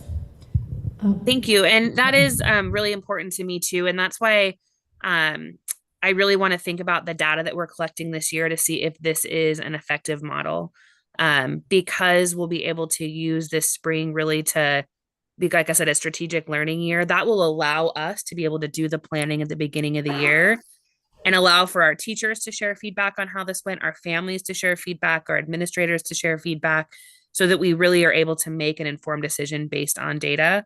And, the non-compete clause, I think, is going to be less of a concern in the fact that we know we are getting the funding next year. That's a given. And this will allow us, if we decide not to go with a tutoring company, like you said, to bring it in-house and think about what that can look like based on teacher capacity, because we'll be able to do that in our planning at the beginning of the year rather than mid-year trying to change schedules around. I'd like to offer the observation that for this program, which I think we're trying to address some deficits in maybe curriculum or curriculum application, we're trying to bring up our literacy numbers, and hopefully then employ our curriculum, the science of reading, in a way that we don't need a lot of high dosage tutoring necessarily, and that the teachers can handle it, but that in the interim we are trying to help, and that I do support using a contractor, because the flip side of using it internally is they're hiring FTEs, and now you're putting FTEs into a budget, and on something maybe we don't need going forward, you know, for years to come. So I do have an appreciation for the contractor approach in this case. So hopefully they are as good as you are hoping they will be, and from the time you have spent with them. Yes, and they have been the most responsive. I have worked with a lot of contractors and consultants in my years in education, and I can honestly say that they have been one of the most responsive I have worked with. I yesterday, as I was talking to them, they're like, "Are we on the board agenda? Are we on the board agenda?" I mean, they are really, really excited and committed and motivated. And I think what felt really good to me is I had asked, like, if we're a couple weeks in and we're not seeing the growth that we're looking for, what do we do? And they said, we come back to the table and we figure it out and we have a conversation and we, you know, figure out root cause. And so I just think that level of responsiveness is going to help us, because that gives our teachers and our administrators a voice in this to say, if this isn't working, let's come back to the drawing board and figure out what we need to do. And they seem very, very open to that, which makes me feel very optimistic. Sounds like a good culture at Hey Tutor. Agreed. Yeah, Director Kramer, do you have some comments? Well, excuse me, I'd like to build on this. I think it's a wonderful idea, but I'd like to have you investigate Tennessee's STAR program. It's a study of 10,000 students, randomly drawn, and they limited class size 13 to 17, and they were able to gain 4 months in a year over their the other larger classes. Now we have problems with facilities in terms of rooms and staffing, but I would think ESPs would be a wonderful addition to K through 3 classrooms. If we can get those children reading by the 4th grade, I think it's going to make the job easier for the middle school and the high school. And I'd really like to build on this, especially with this budgetary issue that we've just approved. Really like to see some more research maybe in that, because it does suggest that smaller class sizes have a huge impact on student learning in grades K through 3, despite Dr. Hattie's work. So I'm really appreciative of your efforts with the tutorials, and I think that's going to have a strong impact. However, I would hope we could build on this. You and me both. And I think, you know, mentioning ESPs, I think, is so important, because our ESPs do incredible work every single day, and they are working so hard day in and day out. And so really thinking about how to provide additional professional learning opportunities for them is something I'm thinking a lot about. And I am familiar with the STAR program. It was a randomized trial in the 80s in Tennessee. Is that the STAR program you're talking about? Yes. Yeah. And there's been other research since then that builds on that program as well. You know, and I think in a perfect world, that would be amazing. And I think there's some models that we can look at to think about really how to prepare, how to support, and how to leverage our ESPs in ways that, even if our class sizes aren't as small as what was seen as effective in the STAR program, we are able to do models that really support that small group instruction, because that small group instruction really is what shows the most benefit to our students, because they're getting more of that explicit instruction and that relationship building with the adults in the room, which can be either a licensed teacher or an ESP. Well, what was interesting about the STAR program was that impoverished students demographically were able to catch up with their peers in maybe a higher demographic. And that's something that we need to really look at in our district. Yep, absolutely. Thank you, Director Kramer. One more. I'd like to say something if I get the opportunity and you can hear me. Yes, go ahead. We can hear you. Yeah, great. Dr. Ivy, thank you for your presentation and speaking up, because I I think if I didn't get cut off digitally earlier, you'd have done a good job of persuading me and whatnot. But yeah, nice work and nice presentation. Thank you. I'm glad before- it's helpful, and I'm hopeful that we can continue, coming back with information about how this is working. Because I'm really excited about the potential. And there's another district I know that is using the same company, and so I'm also interested in connecting with them so that we can really build just statewide capacity for our literacy development, because we know that it is foundational to our students' success throughout their educational and just even beyond their lives. Exactly. Director Apprecio, do you have any comments you'd like to make? I do just have a few quick comments. I just want to say one thank you for the quick pivot on staff to be able to accept the grant and get these supports into the schools for our students. So I'm very appreciative of that. Your introduction, Dr. Ivy, was very helpful because the two things that were top of mind for me were the local aspect and having in person, not just a virtual component, and then also the alignment with the curriculum. So I appreciate the thoughtfulness that you put in to make sure that those two were kind of non-negotiable, so to speak, as you were looking for the appropriate contractor to fulfill the services. And then I'm similar to what Chair Hagee had mentioned. I think from a grant perspective, I think a contracted service does make sense. When I think of FTE, I think of an investment in a person and someone in our community. And so without this being consistent funding, to me, this isn't an FTE move just yet.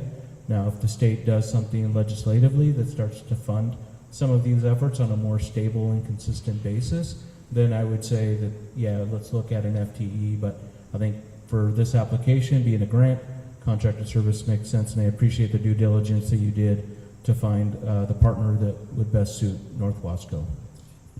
Well, thank you for those comments. Perfect. Okay, I think we've all commented. I just want to add one more thing, asking Kate, is this something that, you've been nodding your head, so I think you would say that the teachers are supportive of this at the elementary level? Yeah, I would say that they are. Yeah. Okay, terrific. That's important to us, so. Me too. That, yes. Yeah, perfect. And so I would love to hear a motion to accept this and approve this contract. Chair, I would make a motion to approve the high dosage tutoring contract with HeyTutor. Great. I have a motion from Director Kelly to approve I'll second the it. high dosage tutoring contract that has been seconded by Director Pauline. Any discussion? All in favor say aye. Aye. Any opposed? Aye. Motion passes unanimously. Thank you. Okay, moving on to action item 7. Action item 7 is to accept Dana Wynn Elledge's, who is in Zone 2's written resignation and declare Zone 2 vacant.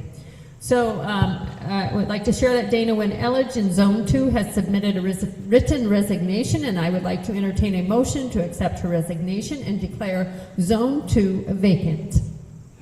I make a motion to accept Director Elge's resignation. Do I have a second? I second. Thank you, Director Kramer. So any discussion?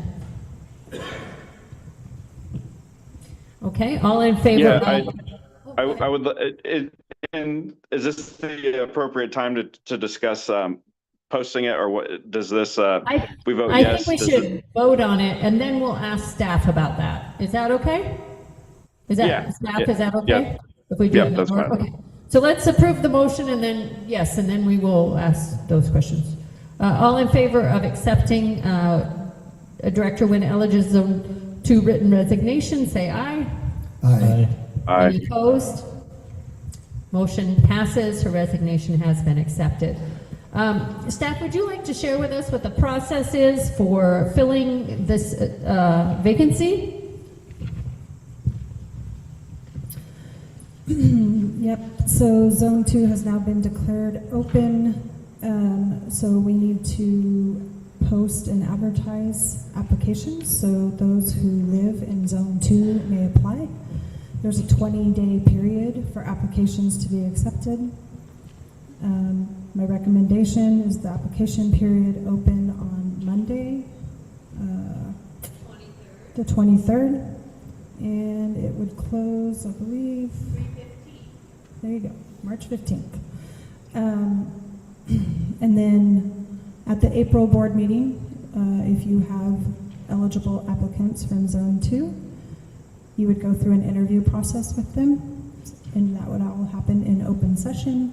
The board would deliberate in open session, and the board would make a motion to approve one of the candidates.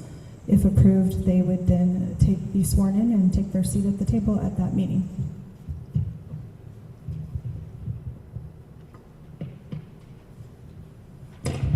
Terrific. Our board secretary shared the application from a prior vacancy in Zone 1.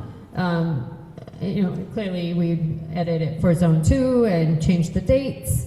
There are 3 questions on here. I have my own questions.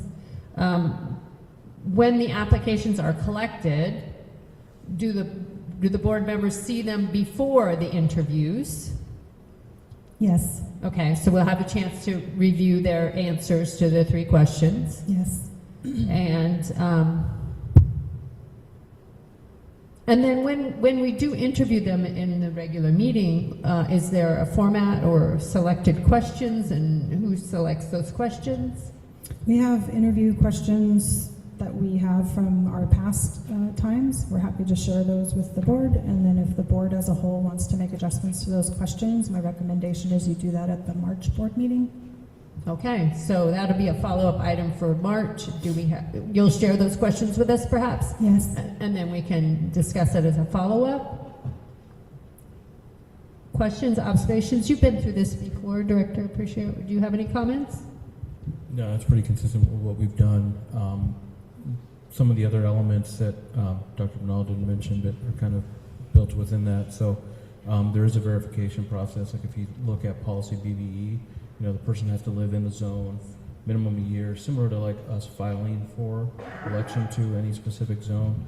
So there is kind of a initial vetting. So the applications are limited to people that live in that zone. So sometimes what we've seen is folks that may not actually live in the zone will apply because they're interested, but unfortunately wouldn't be eligible to be seated. They would, yeah, you would, if you had a Zone 2 resident, you would take the Zone 2 resident. Correct. But it also says in the same policy that if you don't have any qualified Zone 2, you can take a district-wide candidate, so then those folks could be selected. If you don't get any from the zone. Yeah, yeah. And the zone is pretty much everything of the south of the city limits down to the Duffer district. So. On the west side. Yeah, it's a big, that way, everything that way, outside the city limits.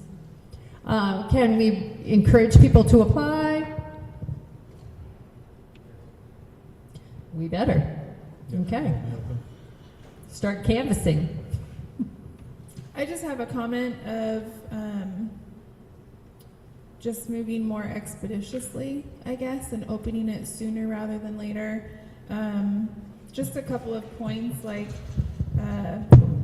I think our policy anticipates the need for continuity in the way that it encourages early notice of resignation and allows us to begin the replacement and application process before the end of somebody's before their actual resignation is effective.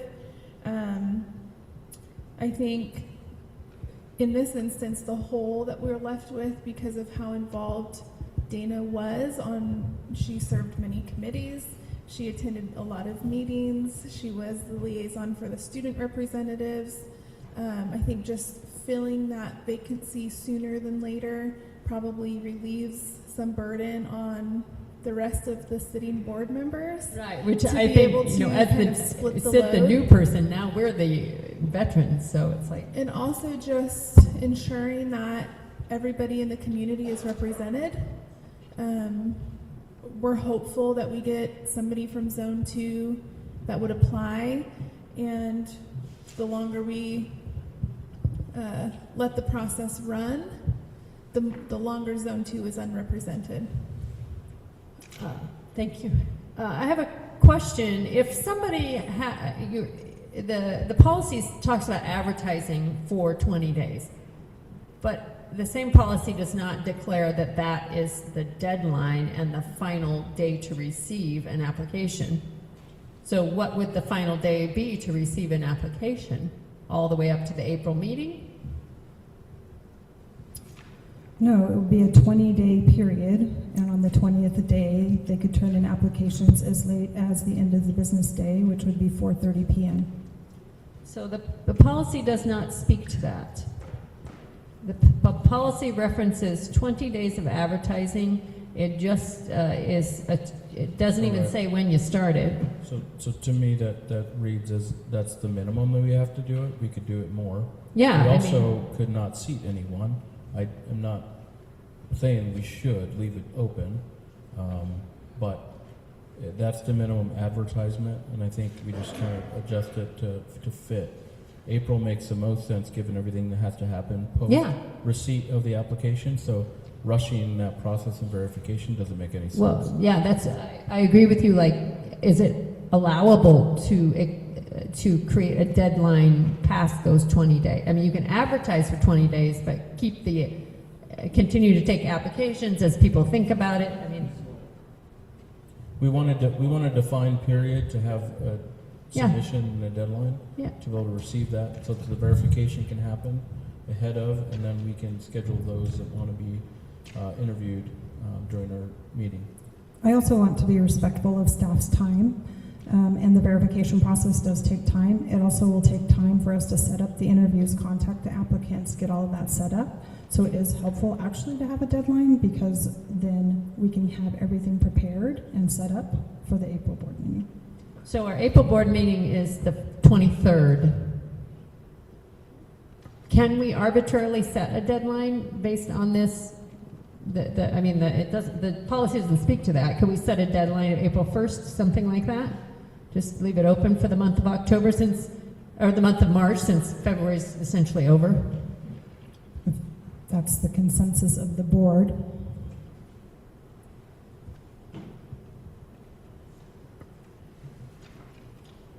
Otherwise, the deadline's March 15th.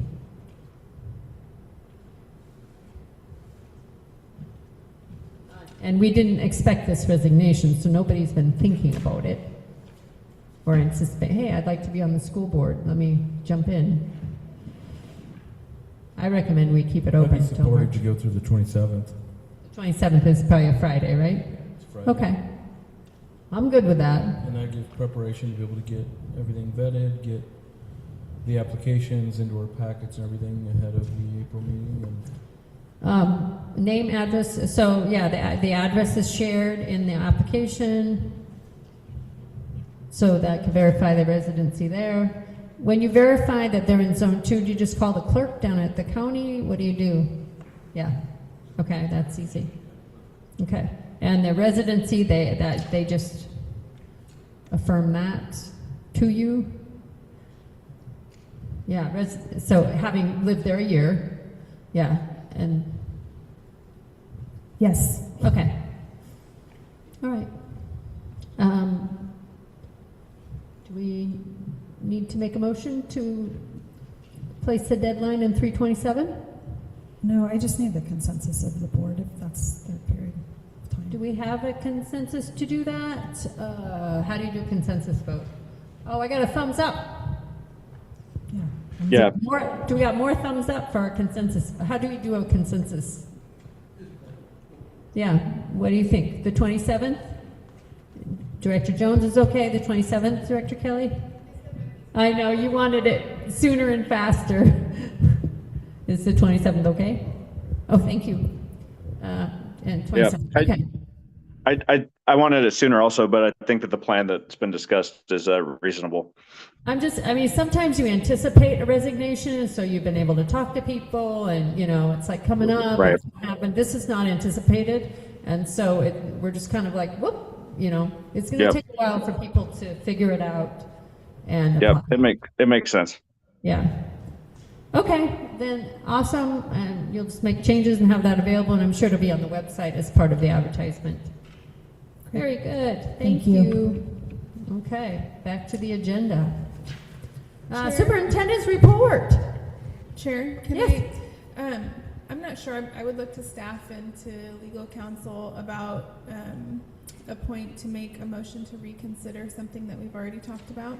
I've not done that before, so I'm not sure the proper procedure. But I was looking through the papers that were placed on the table that I did not see in the packet earlier, and one of them is a public comment. And so it's a public comment regarding something that we had talked about regarding slots. And so, sorry?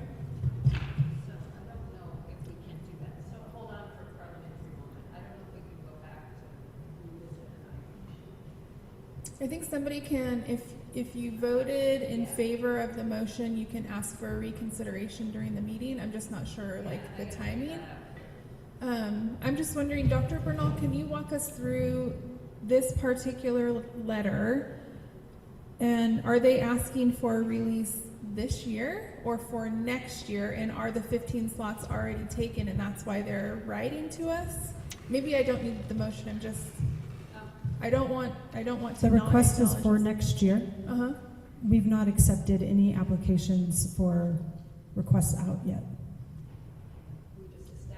We just established the slots. Okay, so this family is still within their means to apply and, Yes. okay, then that was just a point of And order. further add that, clarification. as Chair Hagee mentioned during that component, that was a public comment made on an agenda item because we were approving the number of slots for next year. Sure, but I did not see this in my packet when I received it last week. I think this was a new It was addition. emailed out and Yeah. then marked up This was in the provided. packet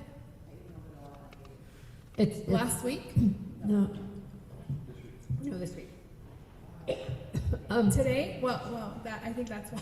I read through the packet, and I read through my paper packet that I picked up today, and so it was a surprise to me because I hadn't seen it before I came here tonight, so thank you for clearing that up. Is that a first come, first serve application on the slots? Okay. And just, is this something that people who know this when they apply? Okay. And it opens sometime in the summer, and they know when it is? Yes. Very good. Okay. So are you okay, Director Kelly? You don't need to amend any previous decisions. Very good. Okay. Then Superintendent's report, please. Thank you. I have just a few updates tonight. I wanted to share it has been a difficult few weeks with the passing of one of our students, Sienna Mondragon. I'd like to give a huge thanks to the cabinet team, the TDHS administration and staff, as well as fellow school leaders who spent a great deal of time working collaboratively with me to plan for support and care of both students and staff most impacted by the news. I also want to thank our neighboring school and community partners, Hood River School District, Columbia Gorge ESD, and Center for Living for their additional support. Director Bowen and I, along with many staff and students, had the opportunity to attend the memorial service, and there's no doubt that Sienna had a very positive impact on many different people. I, for my part, will continue to wear a purple ribbon, one of Sienna's favorite colors, to honor her memory and the positive impact she had on our school community. On the legislative front, the short session is about halfway through and will wrap up on March 8th. If bills aren't out of committee or moved to Ways and Means by now, they are dead. It looks like SB 1507, which is the federal tax disconnect bill, will make it out of committee. It will net $300 million for the biennium budget. That makes the state budget shortfall around $200 million now. Federal funding might still be a challenge. AASA has indicated funding would come out on July 1. Now they are saying there might be issues. So more to come on that front. And over 100 educational leaders headed to Salem this past Tuesday to advocate for use of the Education Stability Fund to cover any potential K-12 budget reductions. Locally, I had the opportunity to attend a community leader meeting with Senator Drazen. I also had the opportunity to attend a community leader meeting with Senator Merkley, as well as his town hall that followed. I continue to reach out to our local legislators advocating for no cuts to K-12 funding. And finally, on the community engagement front, Director Bowen was invited to share about some of the great work happening in our district with the Kiwanis Club. And this morning I presented to the Chamber of Commerce. Next week we'll be presenting at Rotary, and we also have our Youth Wellness Community Collaborative meeting happening next week. That's my report. Thank you very much. That's lovely. Okay. 1, and 2 is a presentation now on high school success. Yes, I'm going to invite Principal Schultes to come up, and then we have Principal Williams and Dr. Ivy online. We're going to talk about high school success. Hi, everyone. You get to hear from me again. I have the privilege of opening this presentation, and then the bigger privilege of turning it over to our incredible leaders, Donna Schultes, principal at IA, IVA, and Norcor, and then Phil Williams, principal at the Dalles High School. We really wanted to focus tonight on high school success. We've had an opportunity over the past few board meetings to really dig into different elements of data, really thinking about our SAA data points. And tonight what we decided is that we really wanted to combine 9th grade on track rates, 4-year graduation, and 5-year completion into one presentation, really to highlight all of the incredible work that our high school staff, our middle school staff, as we transition, are really doing to support our students. So today's data drip is really a progress update on our North Wasco mission to challenge, inspire, and empower every student to be a healthy, productive citizen. And we're really going to take a look at how that mission is showing up in the experiences and outcomes of our high school students. So this work connects directly to our strategic plan, teaching and learning priorities, which is why I'm talking about it. By reviewing 9th grade on track status and graduation rates, we are assessing how effectively our system is supporting students towards successful completion and long-term readiness. I note here how effectively our system is supporting students. I want to make it very clear that as we go through data tonight, this is an opportunity for us to tighten our systems. This is not thinking about individual students. It's not thinking about individual teachers, but really what systems we have in place as a district to support all of our staff and all of our students in being successful. So really our objective tonight is to operationalize our commitment to equity. And that means looking beyond averages to understand patterns across student groups, strengthening what's working, and removing barriers so that every student has meaningful access to the opportunities that we provide.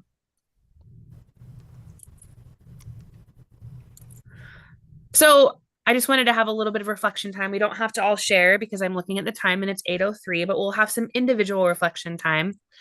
In North Wasco County School District, we believe our schools are places where students belong. When we think about a successful high school experience, this isn't abstract, it's personal. We have incredible students in our audience. Sometimes we have them up on the board. And so this is really personal. And as we review our data, I want you to just think about a specific student. And it might be a student that is currently in schools. Maybe it's a student that you know who previously was in one of our schools. And just think about whether our systems are meeting them by name, strength, and need. And I just want you to hold on to that student as we think about the data that we're going to share and the programs that we're going to share about tonight. And so you might think about what a successful high school experience would look like for this particular student.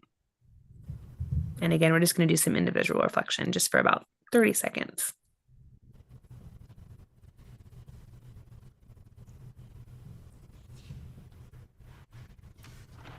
All right, let's go to the next slide. So what I want to talk tonight about are our performance growth targets.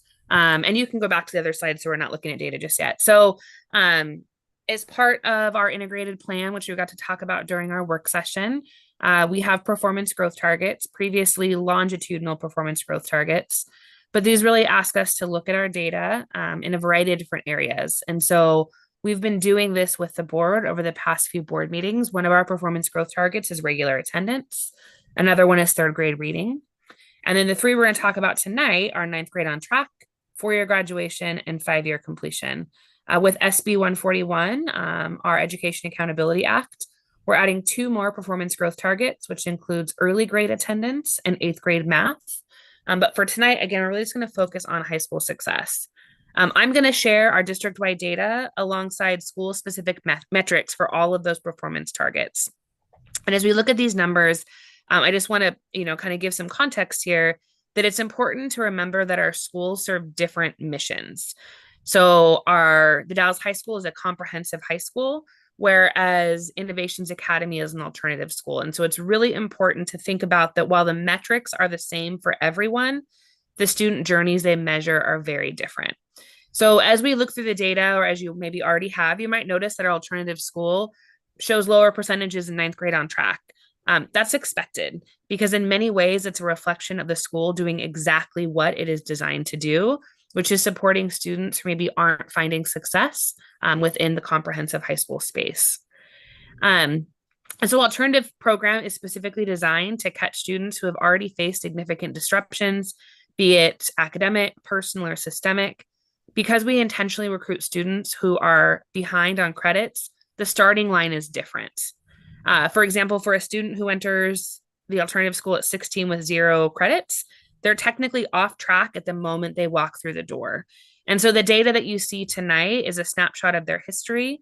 It's not a reflection of their current potential or the quality of the instruction they're receiving now, nor the quality of the instruction that's happening across Innovations Academy and Innovations Academy. You'll also see that our 5-year completion rates are a vital metric. For many of our students, the standard 4-year timeline isn't just difficult, it's often logistically impossible given the barriers they're overcoming. And so a 5th-year graduate is a massive success story for our community. And you'll see that really represented. And Donna will get a chance to talk about it when we think about our students attending Innovations Academy and Innovations Virtual. I just want to note that the teachers in our alternative program are not just educators, they're specialists in credit recovery and crisis intervention, in trauma-informed practices. And so lower data points often represent the intensity of the challenges our staff are successfully managing every single day, challenges that would otherwise lead to a student being pushed out of school entirely. And so the fact that we have an alternative program within our school is an incredible opportunity for our students to be able to move to and through high school in a way that allows them to feel seen, heard, and valued.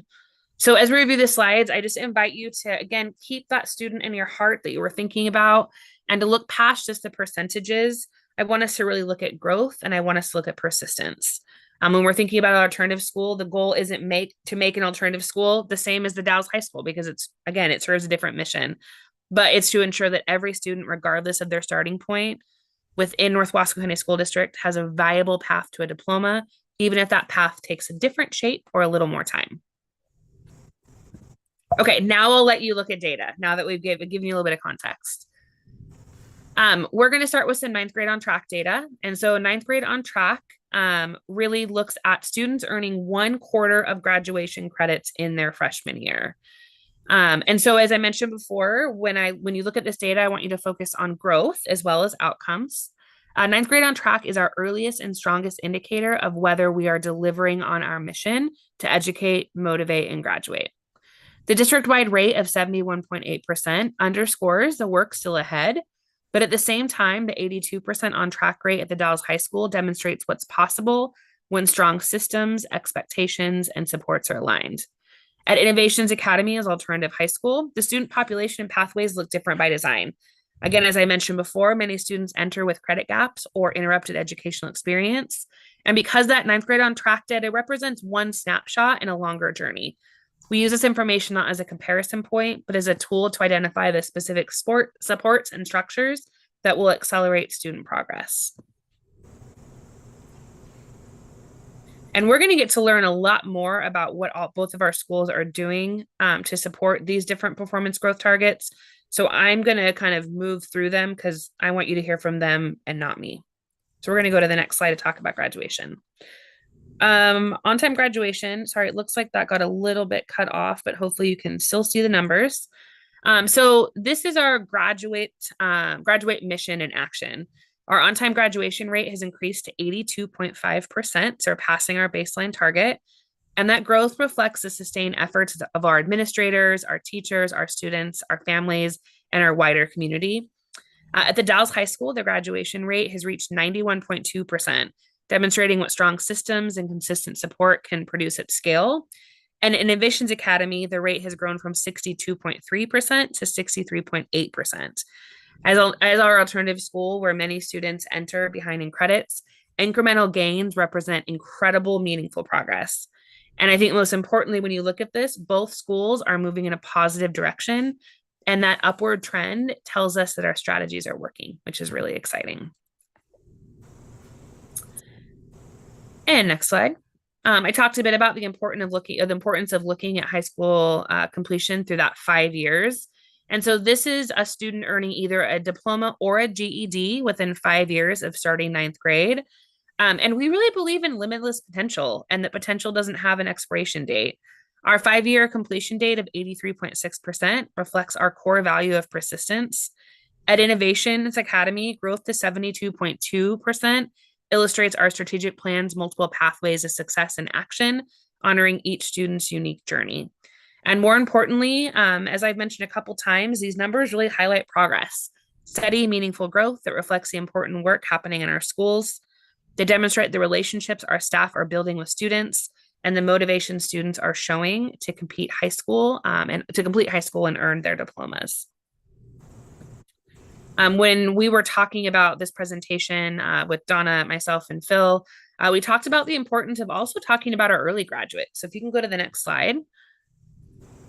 So our early graduates are students who completed all requirements prior to the end of their senior year of high school.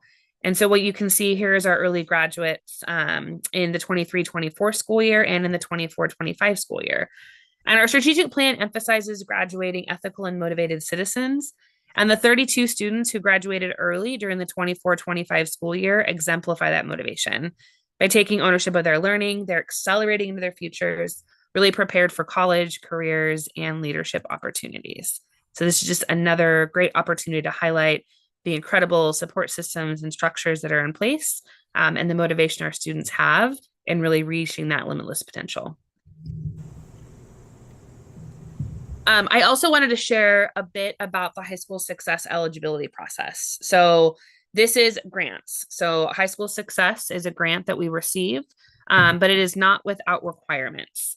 And so to support our mission, North Wasco County School District participates in High School Success Program through the Oregon Department of Education. This was established through Measure 98, and it provides critical grant funds each biennium to expand career and technical education, increase access to college-level courses, and strengthen dropout prevention strategies. It's important to note that these funds are not automatic. That districts must meet a specific eligibility rubric.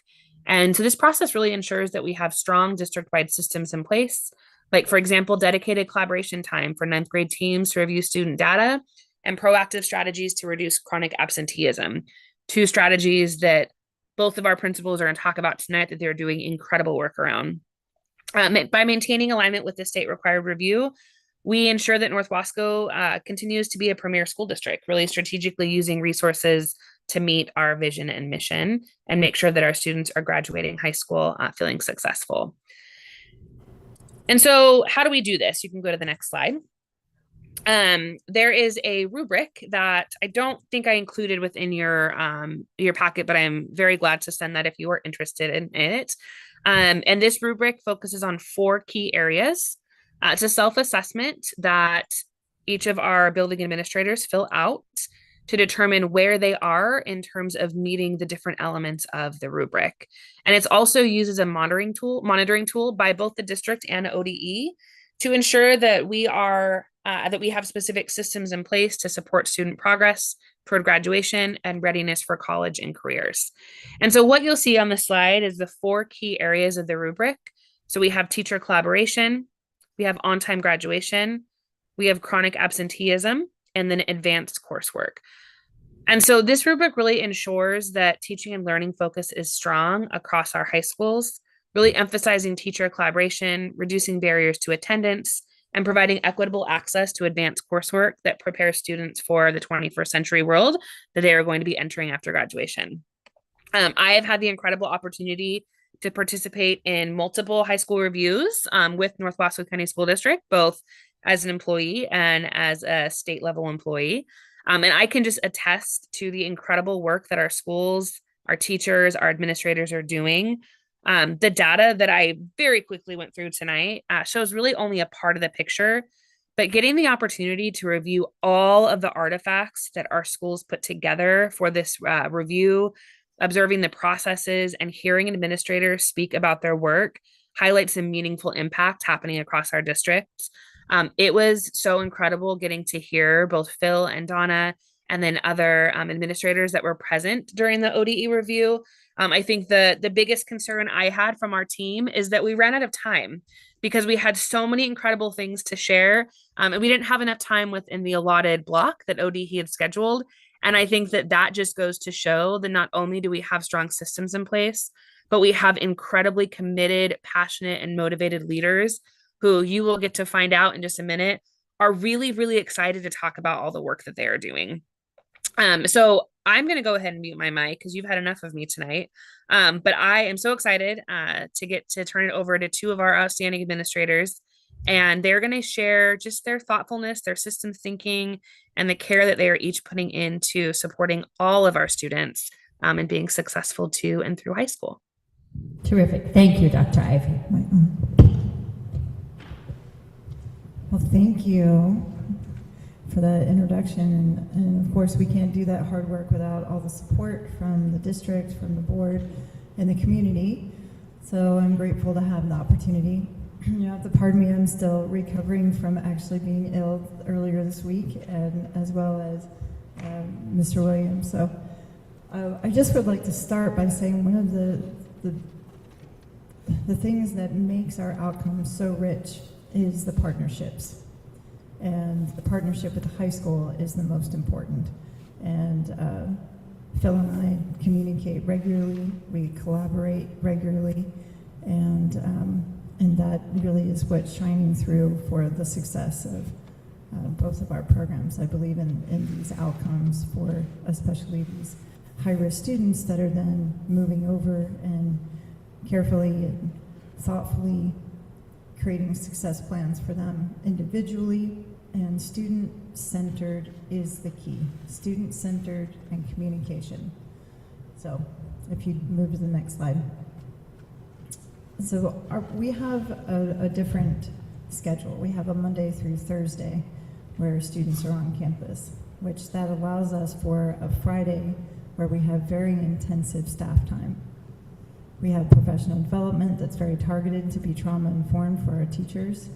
We also have restorative practices that are very important for our students that have experienced high levels of trauma and have experienced trauma in a school system where we do have to approach our behavioral plans with them very differently, as well as their educational needs. Forming a very welcoming school also takes a lot of effort and coordination. And during those Friday times, we spend a lot of time talking about students, and we have student-centered PLCs. I only have one teacher per grade band, so we all just collectively sit as a team, and we discuss success strategies. We create success meetings for some of our very high-risk kids that are not doing well. We review data every week on all grade bands, but specifically thinking about 9th grade on track. We do this at Innovations Virtual Academy, as well as Innovations in person, as well as our Norcore team. So I run 3 different staff meetings for the 3 different programs a week, and we have 3 different PLC times that are mixed in. So embedded academic supports, this is also during our advisory time where students have a 30-minute advisory time every day in both programs. Innovations Virtual is a virtual Google Meet, and the in-person team meets with their students 30 minutes a day. We do social emotional lessons with Character Strong, and also career development with our partnership with our CIS program, which is through Oregon State, which is helping them with career development, resume building. They get time to collaborate with one another. And this is also a time where we have interventions, so we can run our DNF list near, like right now, towards the end of the term. We're targeting students that need specific teacher access time, and we utilize this as needed in both programs.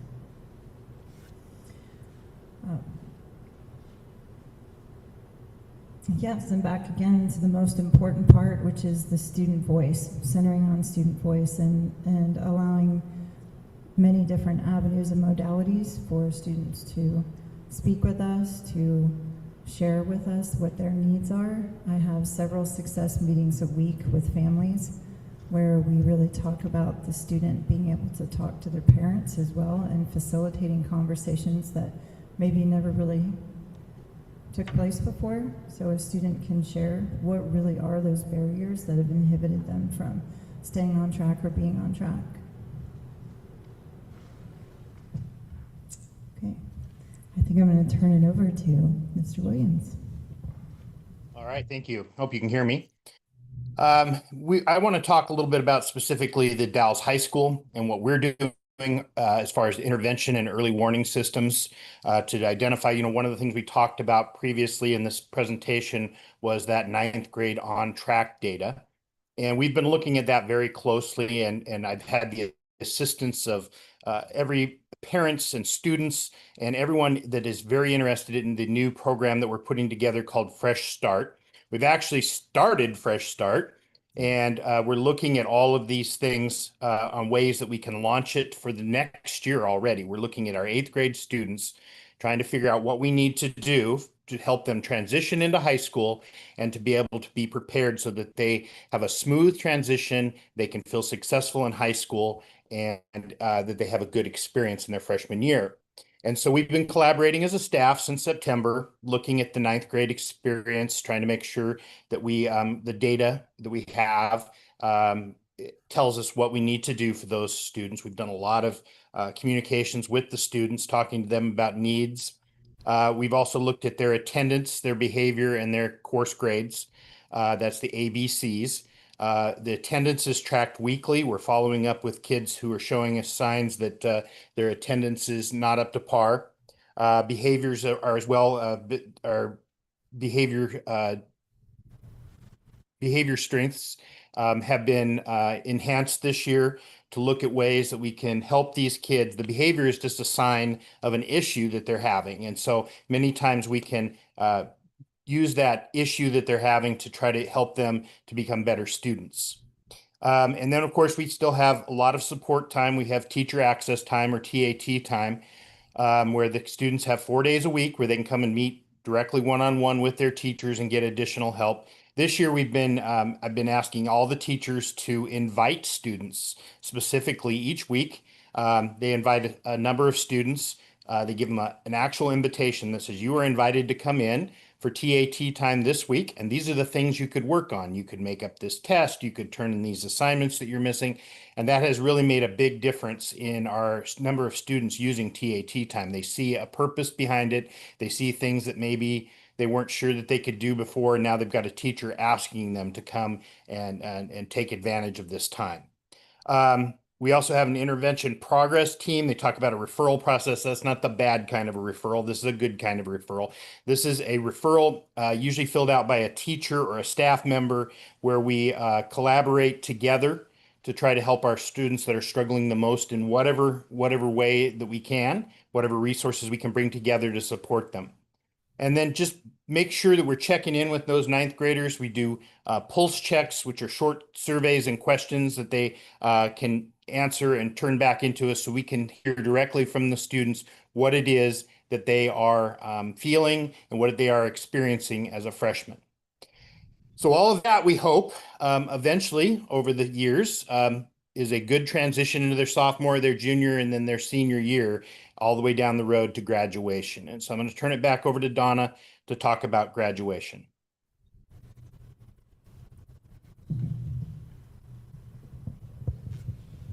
And this is where we motivate and we encourage, and we're the cheerleaders here.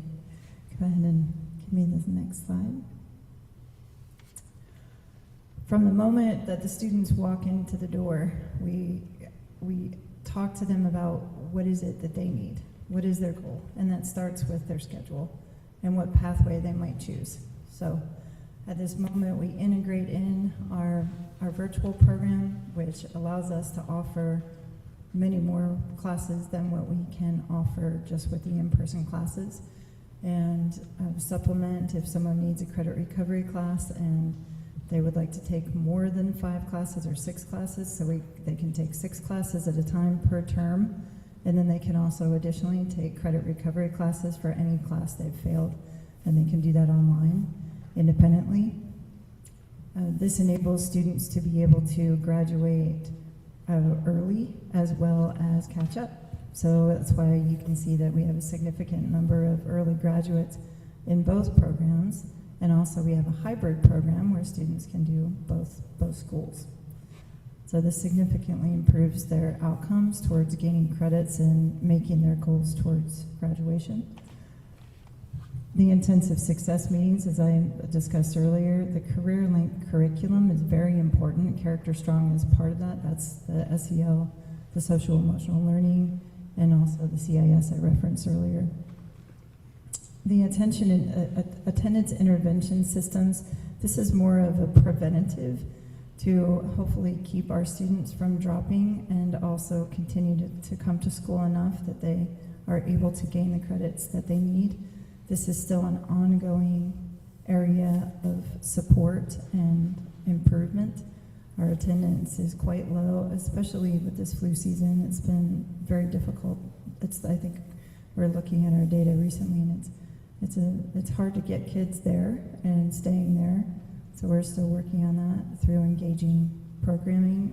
We are starting an Ag Sciences program next year, which I'm very excited about. We're in the process of that. One of our teachers, Ms. Ty Rogers, is currently on the pathway to be certificated and receiving some Perkins money, and that was very exciting. So we're just working on engaging students in career-ready programs that are in person to supplement and hopefully get people more excited about coming to school. So a lot of different modalities to work on that through that flexible credit option. And independent study is also a very important part of our program, where students can do internships and we set them up individually, as well as work study if they are working or they need to work to help support their families, or they're working towards their own individual work goals and already employed in a career workforce that they're interested in, then that can be applied to their elective credits.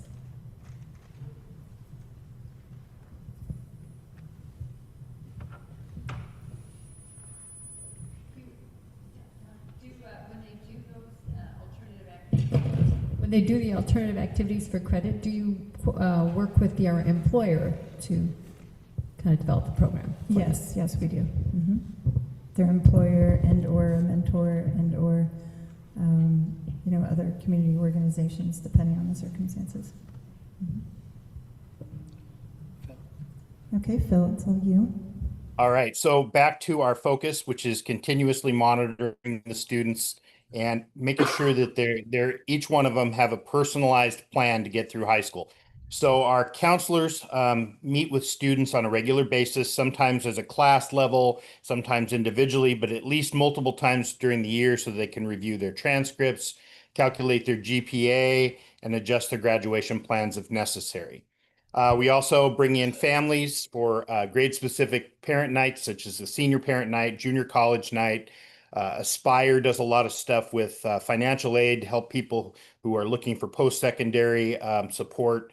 We have class meetings all the time to discuss credit requirements and deadlines.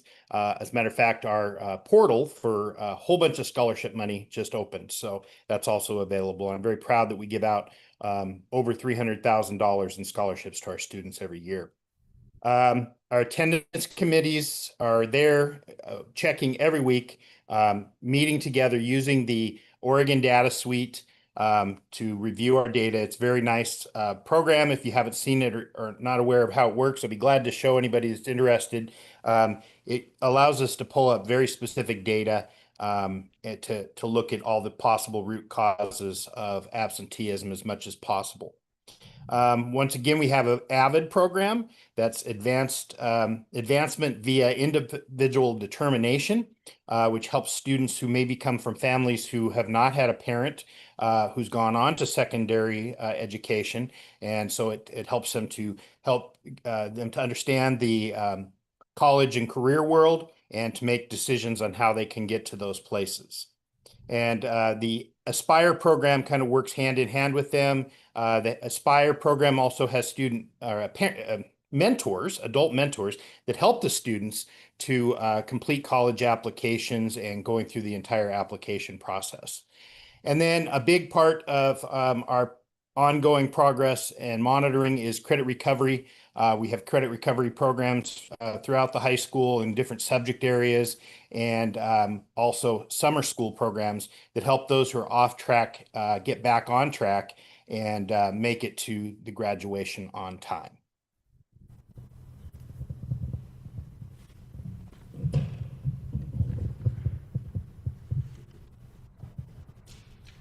Back to innovations. Okay, so advanced coursework and future readiness.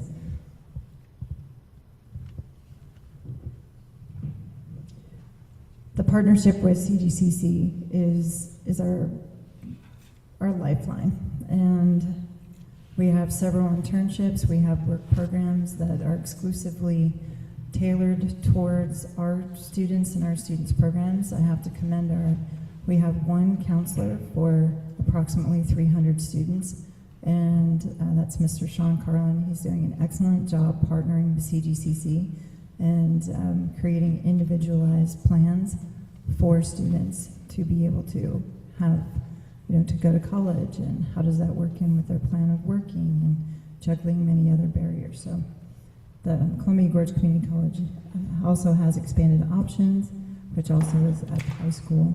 Internship programs, and now we also have a new program that we're piloting this year called the Passport Program, and it's where we have a select group of students that were identified through their career path that they're interested in, and they are going on a series of field trips with community partners that are in the field. So they went to the Discovery Center and talked about tourism careers recently, and they also partnered with Platte Electric, and they went on site in Hood River and went to a construction site, a commercial construction site, and got to learn about how you do electrical conduit.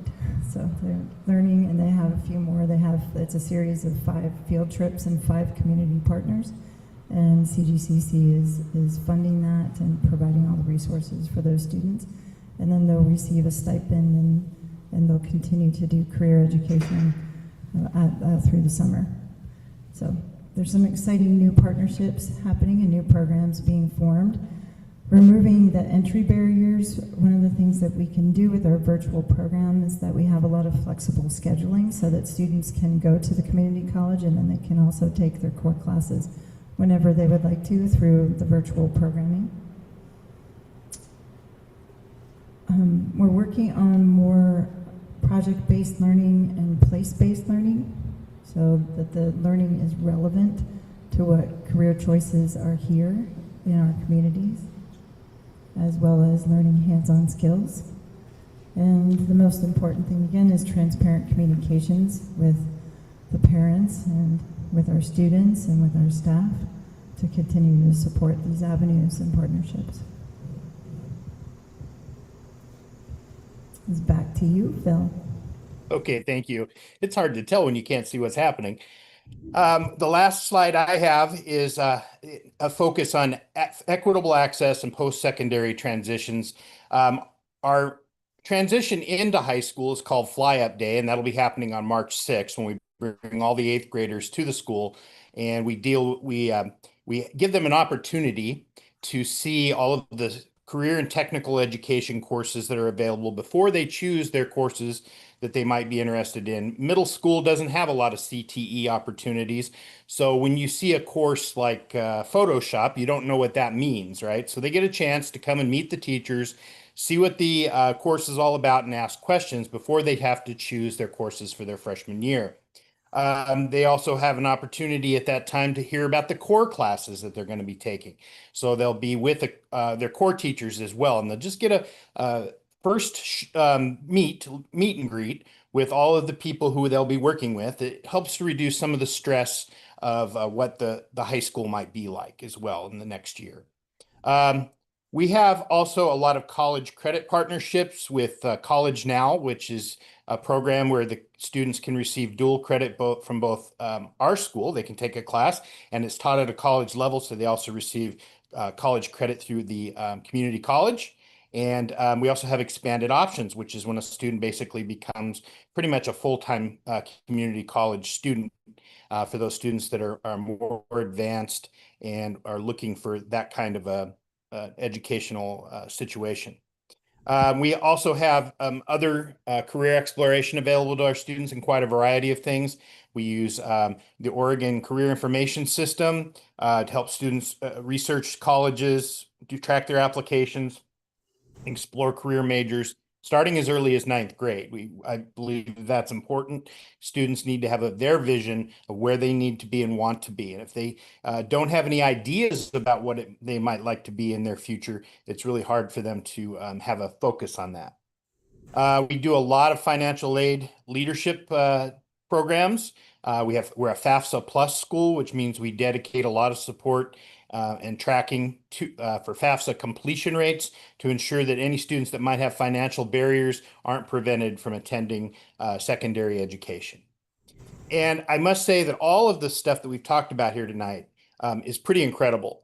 That we've got so many students graduating, students that are graduating early, students that are completing and pulling it out in the 5-year realm.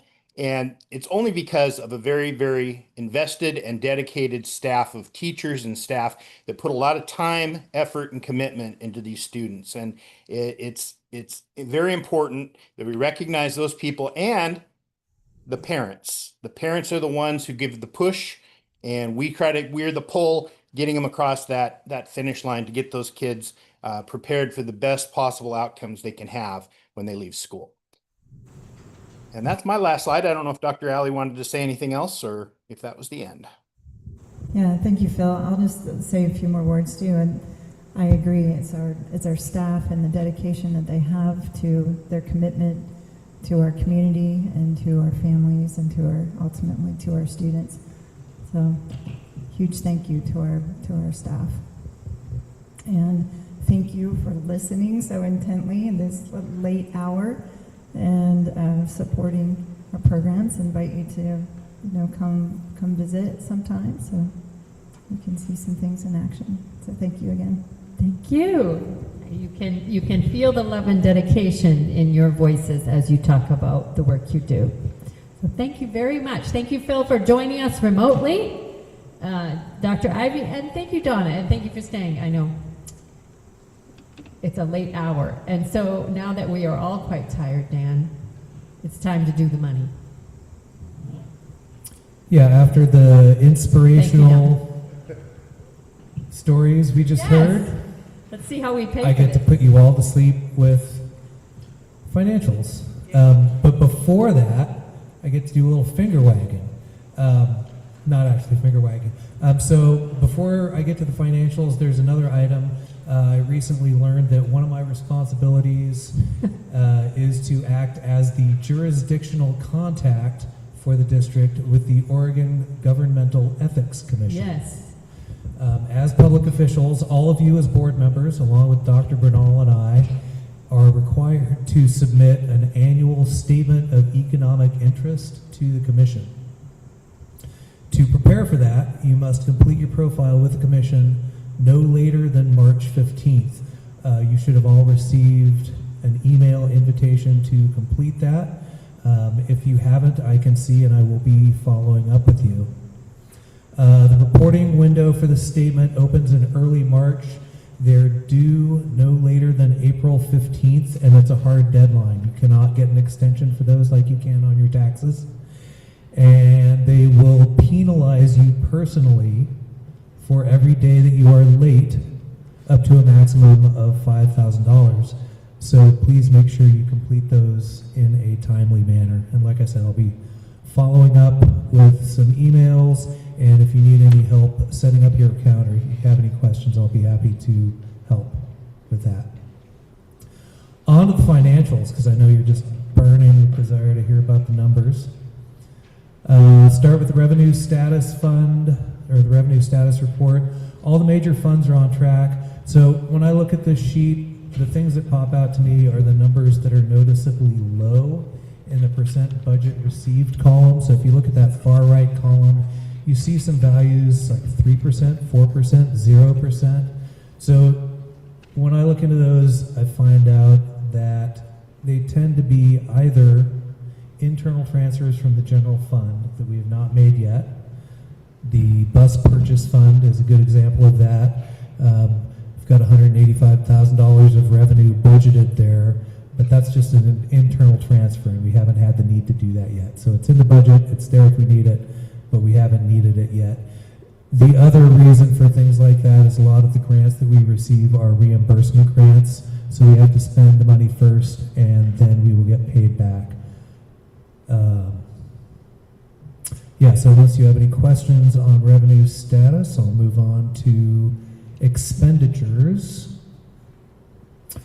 And again, I'll remind you that the percent budget expended column, that far right column, does not include encumbrances, which are money that we have committed to spend but have not yet spent. I did add a cell at the very bottom of the second page that includes the encumbrances. And I'm going to be redoing this report long before our next board meeting because tomorrow is payday in the district and staff will receive retroactive pay for the first 7 months of the year, and all of the new salary schedules will go into effect, and that will cause our encumbrances to be updated in the system. So if you look at that number, you can see it's 81.43%, including encumbrances so far this year. That's up 1.1% from last month, and I expect it to increase significantly once payroll posts. So that's going to be a very interesting number. I can guarantee that's the number I'll be pointing your attention to next time we meet. On to the balance sheet. Again, I'll direct your attention to final column district totals.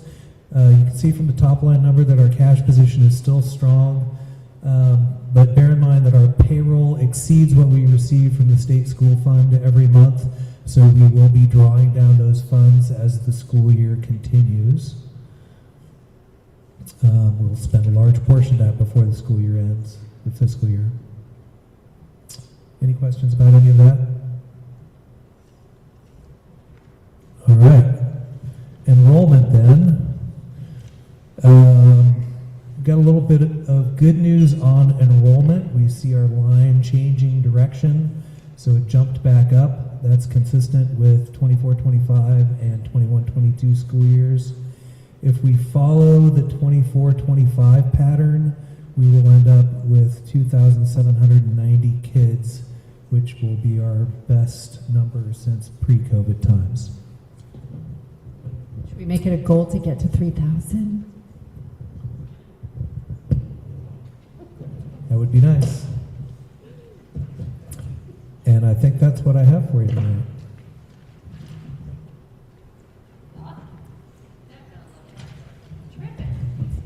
Thank you, Mr. Peterson. That was lovely. Thank you very much. And folks, we are at the end of the agenda, I believe. We're at the point of any comments from the audience about non-agenda items. I don't think we've had any sign-ups. And so let us adjourn this meeting, and thank you all for staying and being involved with us. Appreciate it very much, and to all our presenters and staff. And to our students who should go home and go to bed or watch the Olympics. Have a good night.